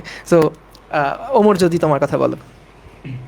আচ্ছা, সো একটা মিসকনসেপশন থাকে যে হচ্ছে গিয়ে কমার্স থেকে আইবিএতে চান্স পাওয়া যায় না, আইবিএতে চান্স পেতে হলে তোমাকে ডেফিনেটলি ইংলিশ মিডিয়ামের হতেই হবে, এছাড়া তুমি চান্স পেতে পারবে না, যেটা ট্রু না। কারণ আইবিএতে ব্যাকগ্রাউন্ড ম্যাটার করে না, আইবিএতে সমস্ত ব্যাকগ্রাউন্ডে সবাই পরীক্ষা দিতে পারে। এখন যেটা কোশ্চেনটা হচ্ছে যে ভাইয়া ইংলিশে আমি ভালো না, এটা কি তোমার সামহাও কমার্স কোনো একটা গ্রুপের সাথে কানেক্টেড? মোটেও না। ইংলিশ একটা ভাষা যেটা তুমি নিজে ছোটোবেলা থেকে ইউজ করে আসছো, দ্যাটস ইট। এখন সায়েন্সের 99% মানুষ বা আইবিএতে 95% প্লাস মানুষ চান্স পাচ্ছে, ওরা কি ইংলিশে তোমার থেকে বেশি পড়ছে কোনো একটা সাবজেক্ট? মোটেও না। এটা ও নিজে থেকে দক্ষতা অর্জন করছে। সো ব্যাকগ্রাউন্ডটা অতটা ম্যাটার করে না এখানে। ইংলিশ মিডিয়ামের স্টুডেন্ট ডেফিনেটলি একটা এজ পায় যে ও হচ্ছে গিয়ে ইংলিশটাকে ভাষা হিসেবে ট্রিট করছে, ও ইংলিশটাকে ওয়ার্ড মিনিং জানে, ও গ্রামার দেখে বলতে পারে যে এটা ভুল এটা রাইট। সো ডেফিনেটলি এখন মনে হতে পারে ইংলিশে তাহলে কি ভাই ইংলিশ মিডিয়ামের স্টুডেন্ট আইবিএতে বেশি, এটাও ট্রু না। কারণ মুয়াজ একটা আমাদের সেকেন্ড সেমিস্টারে আমাদের একটা স্ট্যাটিস্টিক্স কোর্সে একটা অ্যানালাইসিস করা হয়, সেখানে একটা দেখতে পারি আমরা যে আমাদের ইংলিশ মিডিয়াম থেকে কজন চান্স পায় মাত্র। হ্যাঁ, তো আমরা যদি আমাদের স্লাইডটা ওপেন করি তাহলে আমরা দেখতে পারবো, এই যে দেখো, এই যে এই যে গ্রাফটা সেটা হলো গিয়ে আমাদের ব্যাচ বিবিএ 29-এর গ্রাফ। এইখানে দেখো, এই যে ব্লু পোর্শনটা হলো গিয়ে বাংলা মিডিয়াম। এইখান থেকে তোমরা দেখতে পারছো কিনা আমি জানি না, দেখো এখানে কিন্তু অলমোস্ট 50% স্টুডেন্ট বাংলা মিডিয়াম থেকে, অলমোস্ট 50% স্টুডেন্ট হলো গিয়ে বাংলা ভার্সন থেকে। তার মানে কি দেখো এই জিনিসটা আমিও যখন অ্যাডমিশন টেস্টের মধ্যে ছিলাম, আমিও যখন প্রিপারেশন নিচ্ছিলাম, তখন কিন্তু মনে করো আমার যারা বড় ভাইরা আছে ওরাও কিন্তু আমাকে বলছিল যে তুই আইবিএতে চান্স পাবি না, তুই প্রিপারেশন নিস না আইবিএর, তুই আইবিএতে প্রিপারেশন নিলে তোর এইগুলো যাবে ওইগুলো যাবে, এইসব কথা আমি অনেক শুনছি। আমাকে বলছিল যে ইংলিশ মিডিয়াম না হলে আইবিএতে চান্স পাওয়া যায় না। বাট আইবিএতে আমার মানে পড়ার একটা খুব মানে অনেক আগে থেকে আইবিএর প্রতি একটা আগ্রহ ছিল। সো ওই জন্য আমি একই সাথে মেডিকেল আইবিএ দুইটাই প্রিপারেশন নিয়েছিলাম, and I got in to the both. So দেখো আমরা কি দেখতে পাচ্ছি, আমার এই যে টোটাল গ্রাফটা, এটার মধ্যে মোট পার্টিসিপেন্ট ছিল 114 জন। এইখান থেকে আমি দেখছিলাম বাংলা ভার্সন থেকে আসছে 58 জন। আর এই যে পার্টটা আছে না, হলুদ পার্ট, এই পার্টটা হলো ইংলিশ ভার্সন। কিন্তু আমরা যেই বাংলা মিডিয়ামের যে বইগুলো পড়ি না, ওইগুলারই জাস্ট হলো গিয়ে ইংলিশে লেখা, ইংলিশ ভার্সন যেটা। আর এই যে ছোট্ট পার্টটা আছে না 7%, এটা হলো গিয়ে ইংলিশ মিডিয়াম। আমাদের ব্যাচে আমি যখন টোটাল ক্যালকুলেশনটা করছিলাম, এইখানে টোটাল মোট ইংলিশ মিডিয়াম 8 জন ছিল। 114 জনের মধ্যে ইংলিশ মিডিয়াম থেকে 8 জন ছিল, আর বাংলা ভার্সন থেকে ছিল আমার 58 জন। ঠিক আছে, তো এই দেখো এই জিনিসটা কিন্তু একদমই ভুল একটা কনসেপ্ট যে আমরা যদি ইংলিশ মিডিয়াম না হই তাহলে আমরা আইবিএতে চান্স পেতে পারবো না। ওকে, সো আশা করি এটা বুঝতে পারছো যে মানে আমরা অনেক সময় হীনমন্যতায় ভুগি যে আমরা বাংলা ভার্সন, আমরা কি আসলে পারবো কি না আইবিএতে পরীক্ষা দিতে বা চান্স পাইতে। বিষয়টা হচ্ছে যে এটা কোনো ব্যাপারই না। তুমি দেখো 50% কিন্তু বাংলা ভার্সনেরই আছে, আর এমবিএতে গেলে সেটা আরও বেশি হয়, মানে এমবিএর যেই ইয়াটা আছে। ওকে, সো আমরা তারপরে আর কোনো মিথ নিয়ে কথা বলবো? আচ্ছা, একজন স্টুডেন্ট লিখছে আমি মাথায় কি তেল ইউজ করি, আমার চুল এত ঘন। আমার চুল ভাই লাস্ট 3 মাস ধরে এত চুল পড়ছে, অর্ধেক চুল আমার হলো নাই হয়ে গেছে। আমি ভাবছিলাম চুল লম্বা করব, মোটামুটি লম্বা করছিলাম, তারপর শুরু হয়েছে আমার হলো চুল পড়া, চুল কাটছি আমি পরে। ওকে, সো আর কোনো মিথ আছে আইবিএ নিয়ে? হ্যাঁ, আর আরেকটা বিষয় নিয়ে আমি তোমাদের সাথে আলাপ করতে চাই। আরেকটা বিষয় নিয়ে তোমাদের অনেকের মধ্যে একটা মিসকনসেপশন থাকে যে আমাদের আইবিএতে পাসিং বার হলো গিয়ে 60%।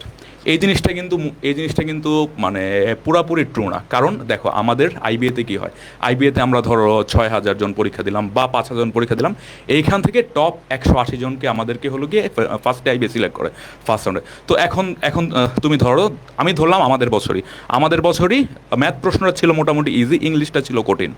আমি বলি আমি ইংলিশে অ্যান্সার করছিলাম 25টার মধ্যে হলো গিয়ে 14টা।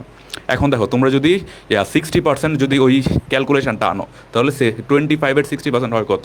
25-এর 60% হয় 25, 25-এর 60% হয় 15। এখানে আমি 60% অ্যান্সারই করি নাই, বাট আমি আইবিএতে চান্স পাইছি। এটার কারণ কি? ধরো 1 বছর প্রশ্নটা হয়ে গেলে অনেক ডিফিকাল্ট, অনেক ডিফিকাল্ট হয়ে গেলে কি 180 জন ওই 60% যে বারটা যদি অতিক্রম করতে না পারে তখন তারা অবশ্যই বারটাকে একটু নিচে নামাবে। আবার ধরো 1 বছর, ধরো সাপোজ হলো ম্যাথ পার্টটা হয়ে গেল অনেক ইজি, ঠিক আছে। তো এইখানে যদি আমি হলো গিয়ে 60% আনতে চাই, তাহলে আমি দেখতেছি যে 180 জনের জায়গায় 250 জন আমার আয়সা পড়তেছে।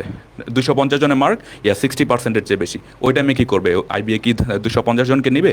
না। আর তখন আইবিএ কী করবে, যেই পাসিং বারটা আরেকটু ইনক্রিজ করে দিবে। সাপোজ 60%-এর জায়গায় 65% করে দিল। ওই টাইমে আমি গিয়ে দেখলাম যে হ্যাঁ, এখন আমার টোটাল 180 জন আসতেছে। সো আমাদের যেই পাসিং বার 60%, এটা কখনোই ফিক্সড কোনো কিছু না। এটা হলো গিয়ে ডিপেন্ড করে আমার কোশ্চেনটা কীরকম ডিফিকাল্ট হইতেছে। যদি আমার এক বছরে একটা সেকশনের প্রশ্ন হয়ে যায় অনেক ডিফিকাল্ট, আমার পাসিং বারটা কমবে। আমার 1 বছরের প্রশ্ন যদি হয় অনেক সহজ, আমার পাসিং বারটা উপরে উঠবে। আচ্ছা, সো আমাদের বছর যেটা মোয়াজ মাত্র বললো, আমরা সেম ব্যাচেরই, যে ইংলিশ কোশ্চেনটা মোটামুটি ইজি আসে, ম্যাথ কোশ্চেনটাও মোটামুটি ইজি আসে, অ্যানালিটিক্যালে না, আমি কিন্তু বলছি ইংলিশ কোশ্চেনটা মোটামুটি ডিফিকাল্ট ছিল, আমার ডিফিকাল্ট লাগছিল। আমি ইংলিশ পারি না। ঠিক আছে, যাই হোক, মানে ওয়ার্ডস আসে। সো আচ্ছা, যাই হোক, অ্যানালিটিক্যাল পার্টটা মোটামুটি ডিফিকাল্ট, এটাতে এগ্রি। অ্যানালিটিক্যালে একটা অ্যানালিটিক্যাল পাজল 2টা এত ডিফিকাল্ট পাজল আমি আজ পর্যন্ত দেখি না, আর এত কঠিন ছিল এটা। হ্যাঁ, অ্যান্ড আমার মনে হয় যে 120 জন আইবিএতে চান্স পেয়েছে, অ্যান্ড এখন আমার আইবিএতে যারা ফ্রেন্ড, আমি অনেকের সাথে আলাপ করছি, 120 জনের মধ্যে অনেকে ওইটা অ্যান্সার করতে পারে নাই। অনেক ডিফিকাল্ট একটা পাজল ছিল, বাট আরেকটা ছিল খুবই ইজি। যারা অ্যান্সার করেনি তারাই ভালো কাজ করছিল, কারণ ওই কোশ্চেনটা এতটাই ডিফিকাল্ট ছিল যে আমার মোটামুটি 12 থেকে 13 মিনিট লেগে গেছে জাস্ট এই পাজলটা কী বলতে চাচ্ছে এটা বুঝতে। আর আমি এখানে ভুলটা করে ফেলি, আমি এই জন্য অ্যানালিটিক্যালে বেশি সময় দিয়ে ফেলি। এই পাজলটা করার কারণে মোটামুটি আমার অ্যানালিটিক্যাল পাসিং বার থেকে অনেক বেশি উপরে চলে যাই। কিন্তু আমার ইংলিশ এবং ম্যাথে আমি মোটামুটি যে ওই যে যারা মাত্র বললো 60%, আমিও অত বেশি অ্যান্সার করতে পারিনি, আমি অত বেশি মার্কস পাইনি। অ্যান্ড তখন আই রিচড মাই ইনস্ট্রাক্টর যে ভাইয়া, আমি তো এরকম করে আসছি, আমার তো মনে হয় না 60% থাকবে, আপনারা তো বলতেন 60% পাসিং বার, আমি কি তাহলে চান্স পাবো? তখন সে আমাকে বলে, ওমর, এগুলো আমরা এমনিই বলতাম, 60% পাসিং বার আইবিএর ইতিহাসে কখনো হয়নি। Yes, it's a safe zone, it's a safe zone. তুমি যদি 60% করে ম্যাথ, ইংলিশ, অ্যানালিটিক্যাল পেয়ে আসো, তুমি আইবিএ চান্স পেয়ে গেছো। তোমার ভাইবা নিয়ে অত প্যারা খাইতে হবে না। রিটেনের ইম্পর্টেন্স অনেক বেশি, ঠিক আছে, উই আন্ডারস্ট্যান্ড। রিটেন অ্যাকচুয়ালি রিটেনও একটা পাসিং বার থাকে, সেটা হচ্ছে 30-এর মধ্যে 18, 15, 16 এরকম মার্কস পেতে হবে, এটা প্লাস। সো ইয়েস, ওইটা পাওয়া সহজ। বাট পাসিং বার নিয়ে অতটা ভেবো না যে ভাই আমি 60% না পেয়ে অনেক ডিমোটিভেটেড ফিল করতে, যেটা আমি ফিল করছি। আর পরবর্তীতে ভাইয়া অ্যাশোর্ড মি যে না, এত লাগে না, এটা হচ্ছে জাস্ট একটা মিসকনসেপশন, অ্যান্ড এই কনসেপশনের জন্য মানে মন খারাপ করিস না, you'd eventually get it. And ultimately রেজাল্টের দিন আমি আমার নাম দেখতে পাই 60% অ্যান্সার না করেও, মুয়াজও না অ্যান্সার করেও। আচ্ছা, তো এখানে হ্যাঁ, ওমর যেহেতু আমাদের অ্যাডমিশন টেস্ট নিয়ে একটু আলোচনা করলো, আমিও আমার এক্সপিরিয়েন্স বলি। আমি ম্যাথ মোটামুটি ভালো পারতাম, আমি টোটাল 25টার মধ্যে 19টা ম্যাথ অ্যান্সার করছিলাম, আমার এত বেশি টাইমও লাগে নাই। বাট আমি ইংলিশটা আমি এত বেশি পারতাম না, এখনও পারি না। আমি ইংলিশ টোটাল অ্যান্সার করছি 14টা, আর অ্যানালিটিক্যাল আমি 12টার মতো অ্যান্সার করছিলাম। তখন আমার এক্সামের টাইম শেষ হলো 1 ঘন্টা। তো 1 ঘন্টা পর আমি তো গিয়ে ভাবতেছি যে আমার অলরেডি ইংলিশে আমি 60% অ্যান্সার করতে পারি নাই। ধরো আমি অ্যান্সারই করছি অনেক কম, এর মধ্যে তো 1-2টা ভুল তো যাবেই। তো এই সাইড থেকে তো আমার মার্ক আসবে অনেক কম। এখন আমি যদি ওই যে ডিফিকাল্ট পাজলটা অ্যানালিটিক্যালে ওইটাও যদি না অ্যান্সার করতে পারি, তাহলে আমার ইংলিশেও কম মার্ক হয়ে যাবে, অ্যানালিটিক্যালও মার্ক কম হয়ে যাবে, আমার ইভেনচুয়ালি কিন্তু যে চান্স ওইটা আসবে না। সো আমি দেখলাম আরও হলো গিয়ে ট্রাই করতেছিলাম, তারপর এক পর্যায়ে দেখলাম ইংলিশ আর একটাও অ্যান্সার করতে পারতেছি না। ওই টাইমে আমার ধরো টাইম ছিল কত, 12-13 মিনিটের মতো টাইম ছিল। তারপর আমি কি তখন ওই জায়গাতে ইনস্ট্যান্ট আমি ভাবছি, আমি যদি ওই যে ডিফিকাল্ট পাজলটা ওইটা অ্যান্সার করতে পারি, আমার আইবিএতে আসার একটা চান্স আছে। আর যদি না অ্যান্সার করতে পারি, আমি শেষ, ইংলিশও বাদ, অ্যানালিটিক্যালও বাদ। তো তারপর আমি ওই পাজলটা এক জায়গাতে বসে 3বার ট্রাই করছি বিভিন্ন রকম অ্যাপ্রোচে, একবারও মিলে নাই। 3 রকম অ্যাপ্রোচে ট্রাই করছি, মিলে নাই। তারপর আমি দেখলাম ঘড়িতে টাইম আছে 8 মিনিট। ওই টাইমে আমার মাথায় আসলো যে এখানে আমি যদি টেবিল আঁকি তাহলে কি হয়। তারপর আমি আঁকলাম টেবিলটা, ওইটা আঁকতে আমার অনেক টাইম লাগছে, এত বেশি ইনফরমেশন ছিল, এত বেশি ওইটা আঁকতে আমার প্রায় 3-4 মিনিটের মতো লাগছে। দেন এক্সামের আর 3-4 মিনিট বাকি। সো আমি তারপর দেখলাম টেবিলটা আমি যখন আঁকছি, ওইখানে ওই পাজলে প্রায় 6টা প্রশ্ন ছিল, 6টা প্রশ্নের উত্তর একবারে এসে পড়ছে। সো দেন আমি হলো গিয়ে টোটাল অ্যানালিটিক্যাল অ্যান্সার করছিলাম 18টা, and then I got chance in to IB. 18টা, আচ্ছা, যাই হোক। সো অনেকে একটা কোশ্চেন আস করেছে, ভাইয়া যে আইবি এর জন্য যে 6000 জন সিলেক্ট করা হয়, এটা কিভাবে করা হয়? ফার্স্ট অফ অল, 6000 জন সিলেক্ট করা হয় না, এটাও একটা মিথ। কোনো সিলেক্টই করা হয় না। তুমি যদি তোমার রিকোয়ারমেন্ট ফুলফিল করতে পারো, তাহলেই তুমি পরীক্ষা দিতে পারবা। 6000 জন কি, আমাদের ব্যাচে পরীক্ষা দিয়েছিল 7400 প্লাস, 7400 প্লাস। আইবিএর ইতিহাসে হ্যাঁ, অ্যাপ্লাই করেছিল, পরীক্ষা তো সবাই দেয় না। সো অ্যাপ্লাই করেছিল আইবিএর ইতিহাসে সব থেকে বেশি, যেটা ছিল 7400 প্লাস।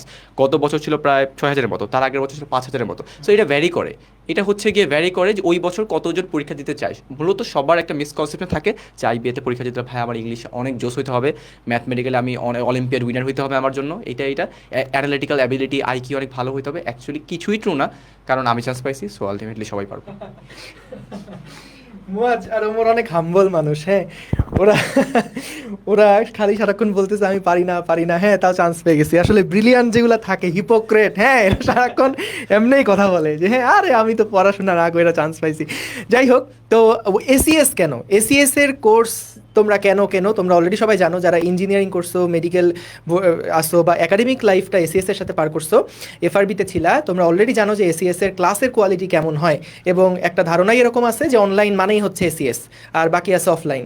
সো অফলাইনের যে ক্লাসগুলো হয় সেগুলো তোমরা অলরেডি জানো যে একাডেমিকে যখন পড়ে আসছো তখন নিজেরাই বুঝছো যে আসলে অফলাইনের ক্লাস আর অনলাইনের ক্লাসের মধ্যে পার্থক্য কী। যারা নিজেরা সিনসিয়ার থাকো, অনলাইনে কিন্তু অনেক টাইম সেভ হয় এবং আসলে কম সময়ের মধ্যে অনেক বেশি আউটপুট নিয়ে আসা যায়। তোমার যাতায়াতের ঝামেলা থাকছে না, ক্লাসের মধ্যে ডিস্ট্রাকশন কম। তো সব কিছু মিলাই আসলে যখন অনলাইনে পড়াশোনা করছো এবং ওই ফোকাসড ওয়েতে আমরা যেভাবে করে গাইড করব সেভাবে করে যদি জাস্ট ফলো করে যেতে পারো ইনশাল্লাহ, তাহলে কিন্তু তোমার জন্য একটা বেস্ট রেজাল্ট আমরা ইনশাল্লাহ নিয়ে এসে দিতে পারবো। ঠিক যেমনটা এসিএস গত বছর ইঞ্জিনিয়ারিংয়ে ছিল, মেডিকেলে ছিল, ভার্সিটিতে ছিল এবং খুবই সাকসেসফুল রেজাল্ট নিয়ে স্টুডেন্টরা বের হতে পারছে, ঠিক একইভাবে আমরা এসিএসে এবার প্রথমবারের জন্য আইবিএ কোর্সটা শুরু করছি এবং আশা করছি যে তোমাদেরকে আমরা একটা বেস্ট রেজাল্ট নিয়ে এসে দিতে পারবো। ওকে, সো আমরা চলো এরপরে আমাদের বিভিন্ন ডিপার্টমেন্টগুলো দেখে নেই যে ম্যাথ কারা কারা ক্লাস নেবে, ফিজিক্স বলে ফেলতেছি, ম্যাথ কারা কারা ক্লাস নেবে, তারপরে অ্যানালিটিক্যাল কারা, ইংলিশ কারা ক্লাস নেবে। সো ম্যাথে আসি হচ্ছে আমি থাকবো এবং তোমাদের সবার প্রিয় মুয়াজ ভাই থাকবে। আমরা হচ্ছে ম্যাথের মধ্যে মুয়াজ আমরা কি কি পড়বো এখানে? কি আমরা সেই বহুপদী তারপরে ম্যাট্রিক্স নির্ণয় এগুলো করবো কিনা? আমরা আগে আমাদের প্র্যাকটিস শিট একটু দেখাই ফেলি। আচ্ছা হ্যাঁ, তো দেখো এটা হলো গিয়ে আমাদের এসিএস এর প্র্যাকটিস ম্যাটেরিয়াল। এই জিনিসটার জন্য আমরা লাস্ট 3-4 মাস একদম দিনরাত কাজ করতেছি ভাই। সো দেখো এটা হলো গিয়ে আমাদের চ্যাপ্টার 1। এইখানে আমরা এই বইটা কি জন্য স্পেশাল আমি এখন তোমাদেরকে একটু ডিটেইলে আলোচনা করব। দেখো এটা হলো আমাদের চ্যাপ্টার 1, যেটা চ্যাপ্টার 1টা আমি প্রত্যেকটা বিষয়, প্রত্যেকটা টপিক কি টাইপের প্রশ্ন আসতে পারে, প্রত্যেকটা জিনিসকে আমি আলাদা আলাদা আলাদা সাব টপিকের মধ্যে হলো গিয়ে ডিভাইড করছি। দেখো 1 নম্বর চ্যাপ্টারের ফার্স্ট যে পার্টটা সেটার নাম হলো অড ইভেন। তোমরা যদি উপরে দেখো, এই যে দেখো এখানে আমাদের টেবিল অফ কন্টেন্টসটা আছে। দেখো এটা হলো চ্যাপ্টার 1, এটা কিন্তু নট দ্য ফুল বুক, এটা জাস্ট চ্যাপ্টার 1। 1 নম্বরে হলো অড ইভেন্ট, ট্রুথ কন্ডিশন, এগুলো। সো এখন দেখো আমি যদি তোমাদের একটু অড ইভেন্টটা নিয়ে আলোচনা করছি, দেখো এইখানে আমার হলো গিয়ে বেসিক আলোচনা। তোমাদের অড ইভেন্টের ম্যাথ অ্যান্সার করার জন্য কি ধরনের বেসিক হলো গিয়ে জানতে হবে, এইখানে তার A to Z আমাদের হলো গিয়ে এইখানে সব ডিসকাস করা আছে, একদম টেবিল চার্ট সহ সব কিছু ডিসকাস করা আছে। এরপরে দেখো আমরা কি করব, এরপরে আমরা এইখান থেকে প্রিভিয়াস ইয়ারে কি প্রশ্ন আসছে, এই যে দেখো এই অংশটা যে আমরা পড়লাম, এইখান থেকে দেখো আমাদের একদম প্রিভিয়াস ইয়ারে কি প্রশ্ন আসছে, আইবিএ বিবিএ এত, বিবিএ এত, আইবিএ এমবিএ এত, একদম দেখো টোটাল এরকম 11টা প্রশ্ন আমাদের আছে, ঠিক আছে। দেখো ইনক্লুডিং বিওপি। এরপর আমরা কি করছি, দেখো আমাদের এই প্রশ্নগুলো কিন্তু এই চ্যাপ্টারের এই অংশ থেকে আইবিএ বা বিওপিতে বিগত বছরগুলোতে আসছে। এরপরে আমরা দিয়ে দিছি এখানে অ্যান্সার কি, নেক্সট পেজে হলো গিয়ে পাস পেপারে কি যে প্রশ্নগুলো ওইগুলোর এক্সপ্লেনেশন। দেখো আমাদের এক্সপ্লেনেশনটার পিছনে আমরা অনেক এফোর্ট দিছি এক্সপ্লেনেশনটার পিছনে। আই এক্সপেক্ট তোমরা যদি জাস্ট এই এক্সপ্লেনেশনগুলো দেখো, এটা তোমাদের জন্য মোর দেন এনাফ হবে। দেখো আমাদের এক্সপ্লেনেশনগুলো অনেক হলো গিয়ে বিস্তারিতভাবে আমাদের এক্সপ্লেনেশনগুলো আলোচনা করা আছে। ওকে, ঠিক আছে। তো দেখো আমি ফার্স্টে কি পড়লাম, আমি ফার্স্টে হলো গিয়ে বেসিক পড়লাম, দেন আমি এই চ্যাপ্টারের এই অংশ থেকে আইবিএতে কি প্রশ্ন আসছে ওইটা দেখলাম, বাট দ্যাটস নট এনাফ। এরপরে আমি কি করবো, এরপরে আমি হলো গিয়ে প্র্যাকটিস করবো আর এই চ্যাপ্টার থেকে। এই যে দেখো এক্সপ্লেনেশনগুলো দেখছো, অনেক বিস্তারিত এক্সপ্লেনেশন। হ্যাঁ, এইখানে দেখো এখানে আমার হলো গিয়ে প্র্যাকটিস কোশ্চেন্স। আমি কিন্তু এখনো ওই যে 1 নাম্বার টপিক অড ইভেনে আছি, ঠিক আছে। দেখো এখন আমাদের এইগুলো হলো আমি গিয়ে যদি প্র্যাকটিস করি, দেখো মোটামুটি অনেকগুলো প্রশ্ন আছে। তাহলে I hope, I expect, I believe তোমাদের আইবি এর যে ম্যাথের জন্য আর কোনো কিছুই লাগবে না। সো দেখো এটা হলো গিয়ে প্র্যাকটিস কোশ্চেন। দেন এরপরে হলো গিয়ে ট্রুথ কন্ডিশন, এটা আরেকটা টপিক। এইখান থেকেও ফার্স্টে বেসিক আলোচনা আমি করলাম। দেন এইখান থেকেও হলো গিয়ে বিগত বছরের যে প্রশ্নগুলো আলোচনা করলাম, এক্সপ্লেনেশন দিলাম। এরপর দেখো এইখান থেকেও আমরা হলো গিয়ে প্র্যাকটিস প্রবলেমগুলো আলোচনা করলাম। এই দেখো প্র্যাকটিস প্রবলেম। এরকমভাবে প্রত্যেকটা চ্যাপ্টার আমরা এরকমভাবে বিস্তারিতভাবে আলোচনা করে একটা পিডিএফ বানাইছি, যেই পিডিএফটা আমরা আমাদের স্টুডেন্টদেরকে হলো গিয়ে দিয়ে দিব। ওকে ওকে, তো আমি হচ্ছে তোমাদেরকে একটু যদি মাইক মাইক কি অন করা আছে নাকি ভাই দেখুন তো। ও হ্যাঁ, আমি যদি একটু তোমাদেরকে রুটিনটা দেখাই, দেখো আমাদের রুটিনে এমনিতে আমাদের টপিকগুলা কি কি ছিল, টপিকগুলা যদি একটু মোয়াজ এসে আলোচনা করো। নাম্বার থিওরি হ্যাঁ, দেখো, ক্লাস 1 2 3। আমরা একদম হলো গিয়ে এই যে দেখো, এটা হলো আমাদের 1 নাম্বার উইক, আমাদের ক্লাস স্টার্ট হবে 14 সেপ্টেম্বর থেকে। 1 নাম্বার উইকের মধ্যে 3টা ক্লাস আছে ম্যাথের, 3টা ক্লাস মিলে আমি তোমাদের 1 নাম্বার যে চ্যাপ্টারটা ওইটা পড়াবো। ওই চ্যাপ্টারটার মধ্যে আমরা যত ধরনের বেসিক আলোচনা, ম্যাথের যত প্রকারের বেসিক নলেজ হতে পারে, যত প্রকারের শর্টকাট ক্যালকুলেশন হতে পারে, এই সব কিছু আমি এই যে 1 নাম্বার উইকটার মধ্যে আলোচনা করব। এই জিনিসগুলো যদি তোমরা ভালো মতো বুঝো, তাহলে এরপরের উইকগুলোতে কিন্তু তোমাদের জন্য ম্যাথগুলো করা আরও অনেক বেশি ইজিয়ার হয়ে যাবে। সো দেখো, 1 নাম্বার উইকে আমি আলোচনা করলাম হলো গিয়ে নাম্বার থিওরি নিয়ে। এরপরের উইকে তোমাদের সাথে ক্লাস নিবে হলো গিয়ে মাশরুর ভাই, উনি নিবে হলো গিয়ে ফ্র্যাকশন, অ্যাভারেজ আর এজ। এরপরের উইকে আমি আবার আসবো, এরপরের উইকে দেখো পার্সেন্টেজ 1 2 3, একটা চ্যাপ্টারের উপরে ক্লাস নিব হলো গিয়ে 3টা। এই চ্যাপ্টারটা অনেক বেশি ইম্পর্টেন্ট একটা চ্যাপ্টার। তুমি যদি আমাকে বলো যে ভাই মানে আমার যে ফুল সিলেবাস আইবিএর, এই ফুল সিলেবাসে কোন চ্যাপ্টারটা সবচেয়ে ইম্পর্টেন্ট, আমি বলবো হলো গিয়ে পার্সেন্টেজ চ্যাপ্টারটা সবচেয়ে ইম্পর্টেন্ট। কারণ এইখানে আমরা এমন এমন জিনিস শিখি যেই জিনিসগুলো আমাদের এই চ্যাপ্টারে তো হলো গিয়ে লাগে, এরপরে হলো গিয়ে প্রফিট লসেও লাগে, এরপরে হলো গিয়ে স্পিড ডিস্টেন্সে লাগে, এরপরে আমার জিওমেট্রিতে লাগে, ঠিক আছে? তো এই যে চ্যাপ্টার, এই যে দেখো এই উইকের ক্লাসগুলা আর এই উইকের ক্লাসগুলোর মধ্যে আমি যা শিখবো ওই জিনিসগুলো কিন্তু আমার মানে আমার ফুল আইবিএ প্রিপারেশনের ক্ষেত্রেই কাজে লাগবে। এরপরে দেখো কি আছে, এরপরে আছে আমাদের প্রফিট লস, ঠিক আছে? এরপরে আমাদের আছে ইন্টারেস্ট, তারপর আছে হলো গিয়ে ওয়ার্ক ডান প্রবলেমস, তারপর আছে হলো গিয়ে রেশিও। এখানে একটু বলে রাখি, এই ওয়ার্ক প্রবলেমস কিন্তু এই যে কাজ শক্তি ক্ষমতা অধ্যায় করছো, জানো তো তল বরাবর লোক খেটে গেল কৃত কাজ কত, ওইরকম টাইপের কাজ নাকি? এগুলো কিন্তু যে এইখানে আমার হলো গিয়ে এতজন লোক কাজ করতেছে, তারপর 20 দিন পর হলো গিয়ে 10 জন লোক চলে গেল, ঠিক আছে? এই টাইপের যে ম্যাথগুলো আমরা যে অনেক আগে পড়ছিলাম, 8 9 10-এ পড়ছিলাম। তারপর হলো গিয়ে রেশিও প্রপোর্শনের যে ম্যাথগুলো আমাদের, অনুপাত সমানুপাতের ম্যাথ, তারপর স্পিড ডিস্টেন্স টাইম। এই স্পিড ডিস্টেন্সের মধ্যে আবার কিন্তু ওই যে কি বলে এগুলাকে, নিউটনের সূত্র, এগুলা কিন্তু নাই। এইখানে হলো গিয়ে জাস্ট আমার 2টা ট্রেন যাচ্ছে, একটা লোক যাচ্ছে, ঠিক আছে? এই ধরনের ম্যাথগুলা, গতিশক্তির ম্যাথগুলো, ঠিক আছে? তো দেখো আমি তোমাদের সাথে মোটামুটি অনেক কিছু আলাপ করলাম। একটা চ্যাপ্টারও কি তোমাদের কি মানে মনে করো এরকম আছে যে অনেক ডিফিকাল্ট, বা যেগুলোতে আমার ইন্টারের উচ্চতর গণিতের যেই জ্ঞান ওইটা লাগে, একটাও নেই। প্রত্যেকটা চ্যাপ্টারে কিন্তু আমাদের ক্লাস 8 9 10-এর মধ্যেই ছিল, ঠিক আছে? সো এটাই হলো আমাদের আইবিএম ম্যাথের হলো কি ওভারঅল গাইডলাইনটা। So আমরা এবার যদি পরে ওকে, আচ্ছা, আরেকটা প্রশ্ন। তো একটা স্টুডেন্ট লিখছিল, আমি একবার বলছি আমি অ্যান্সার করছি 19টা, আরেকবার বলছি আমি অ্যান্সার করছি 14টা। দেখে আমি টোটাল কয়টা অ্যান্সার করছি দেখা যায়। আমি এটা অনেক স্টুডেন্টেরই প্রশ্ন থাকে। আমি টোটাল ম্যাথে অ্যান্সার করছি 19টা, ইংলিশে অ্যান্সার করছি টোটাল কতটা, 25টার মধ্যে না? হ্যাঁ হ্যাঁ 25টার মধ্যে, আর ইংলিশও 25টার মধ্যে হলো গিয়ে মাত্র 14, আর অ্যানালিটিক্যাল আমি অ্যান্সার করছি হলো 18 20টার মধ্যে, ঠিক আছে? তো এই জিনিসটা কিন্তু অনেক স্টুডেন্টেরই প্রশ্ন থাকে। তো এই জিনিসটা আমি উত্তর দিয়ে দিলাম। অ্যানালিটিক্যালে ফাটাই ফেলছে, দেখছো? 2 নাম্বার Okay. পাজলটা পারছি। আচ্ছা, বইগুলা কিন্তু হার্ড কপি না, এগুলা জাস্ট আমাদের অনলাইন যে কোর্স আছে সেগুলোর সাথে তোমরা পিডিএফ আকারে পেয়ে যাবা। ওকে, সো এরপরে English department, English. So English ডিপার্টমেন্টে আছি আমি আর ওমর।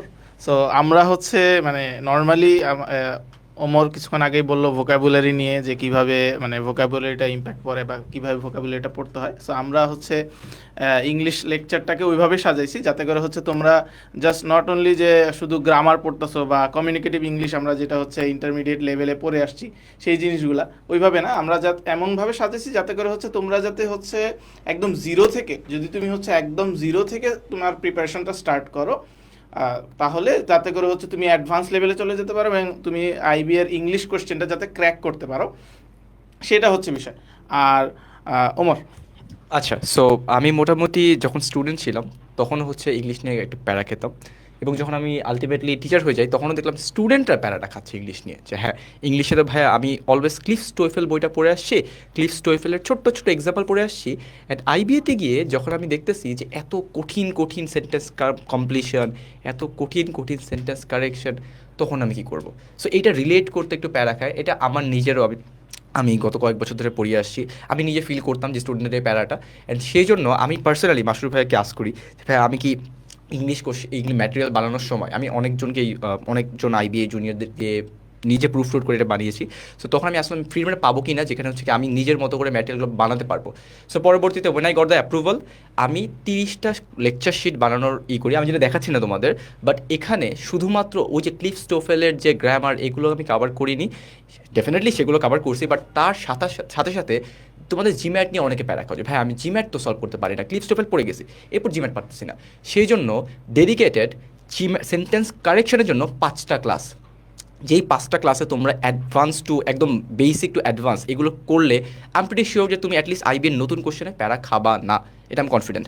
আচ্ছা ভাই ভোক্যাবুলারি নিয়ে বলেন। সো ভোক্যাব নিয়ে লাইক অলরেডি রুটিন দেখে ফেলছো, ভোক্যাব নিয়ে ক্লাস হবে 3টা, তারপর সেন্টেন্স কমপ্লিশন নিয়ে ক্লাস হবে 5টা, অ্যানালজি নিয়ে ক্লাস হবে। সো এতগুলো ক্লাস করার পরে আই হোপ যে ক্লাসগুলো অ্যাটেন্ড করার পরবর্তীতে তুমি অনেকগুলো ভোক্যাব শিখবে। আমি এমন না যে বলবো এই ওয়ার্ডটা হবে না, আমি এই ওয়ার্ডটার মিনিং বললো, এই ওয়ার্ডটা কোথায় ইউজ করা হয় সেগুলো বলে দিব, প্রত্যেকটা অপশন কেন হবে না সেগুলো বলে দিব।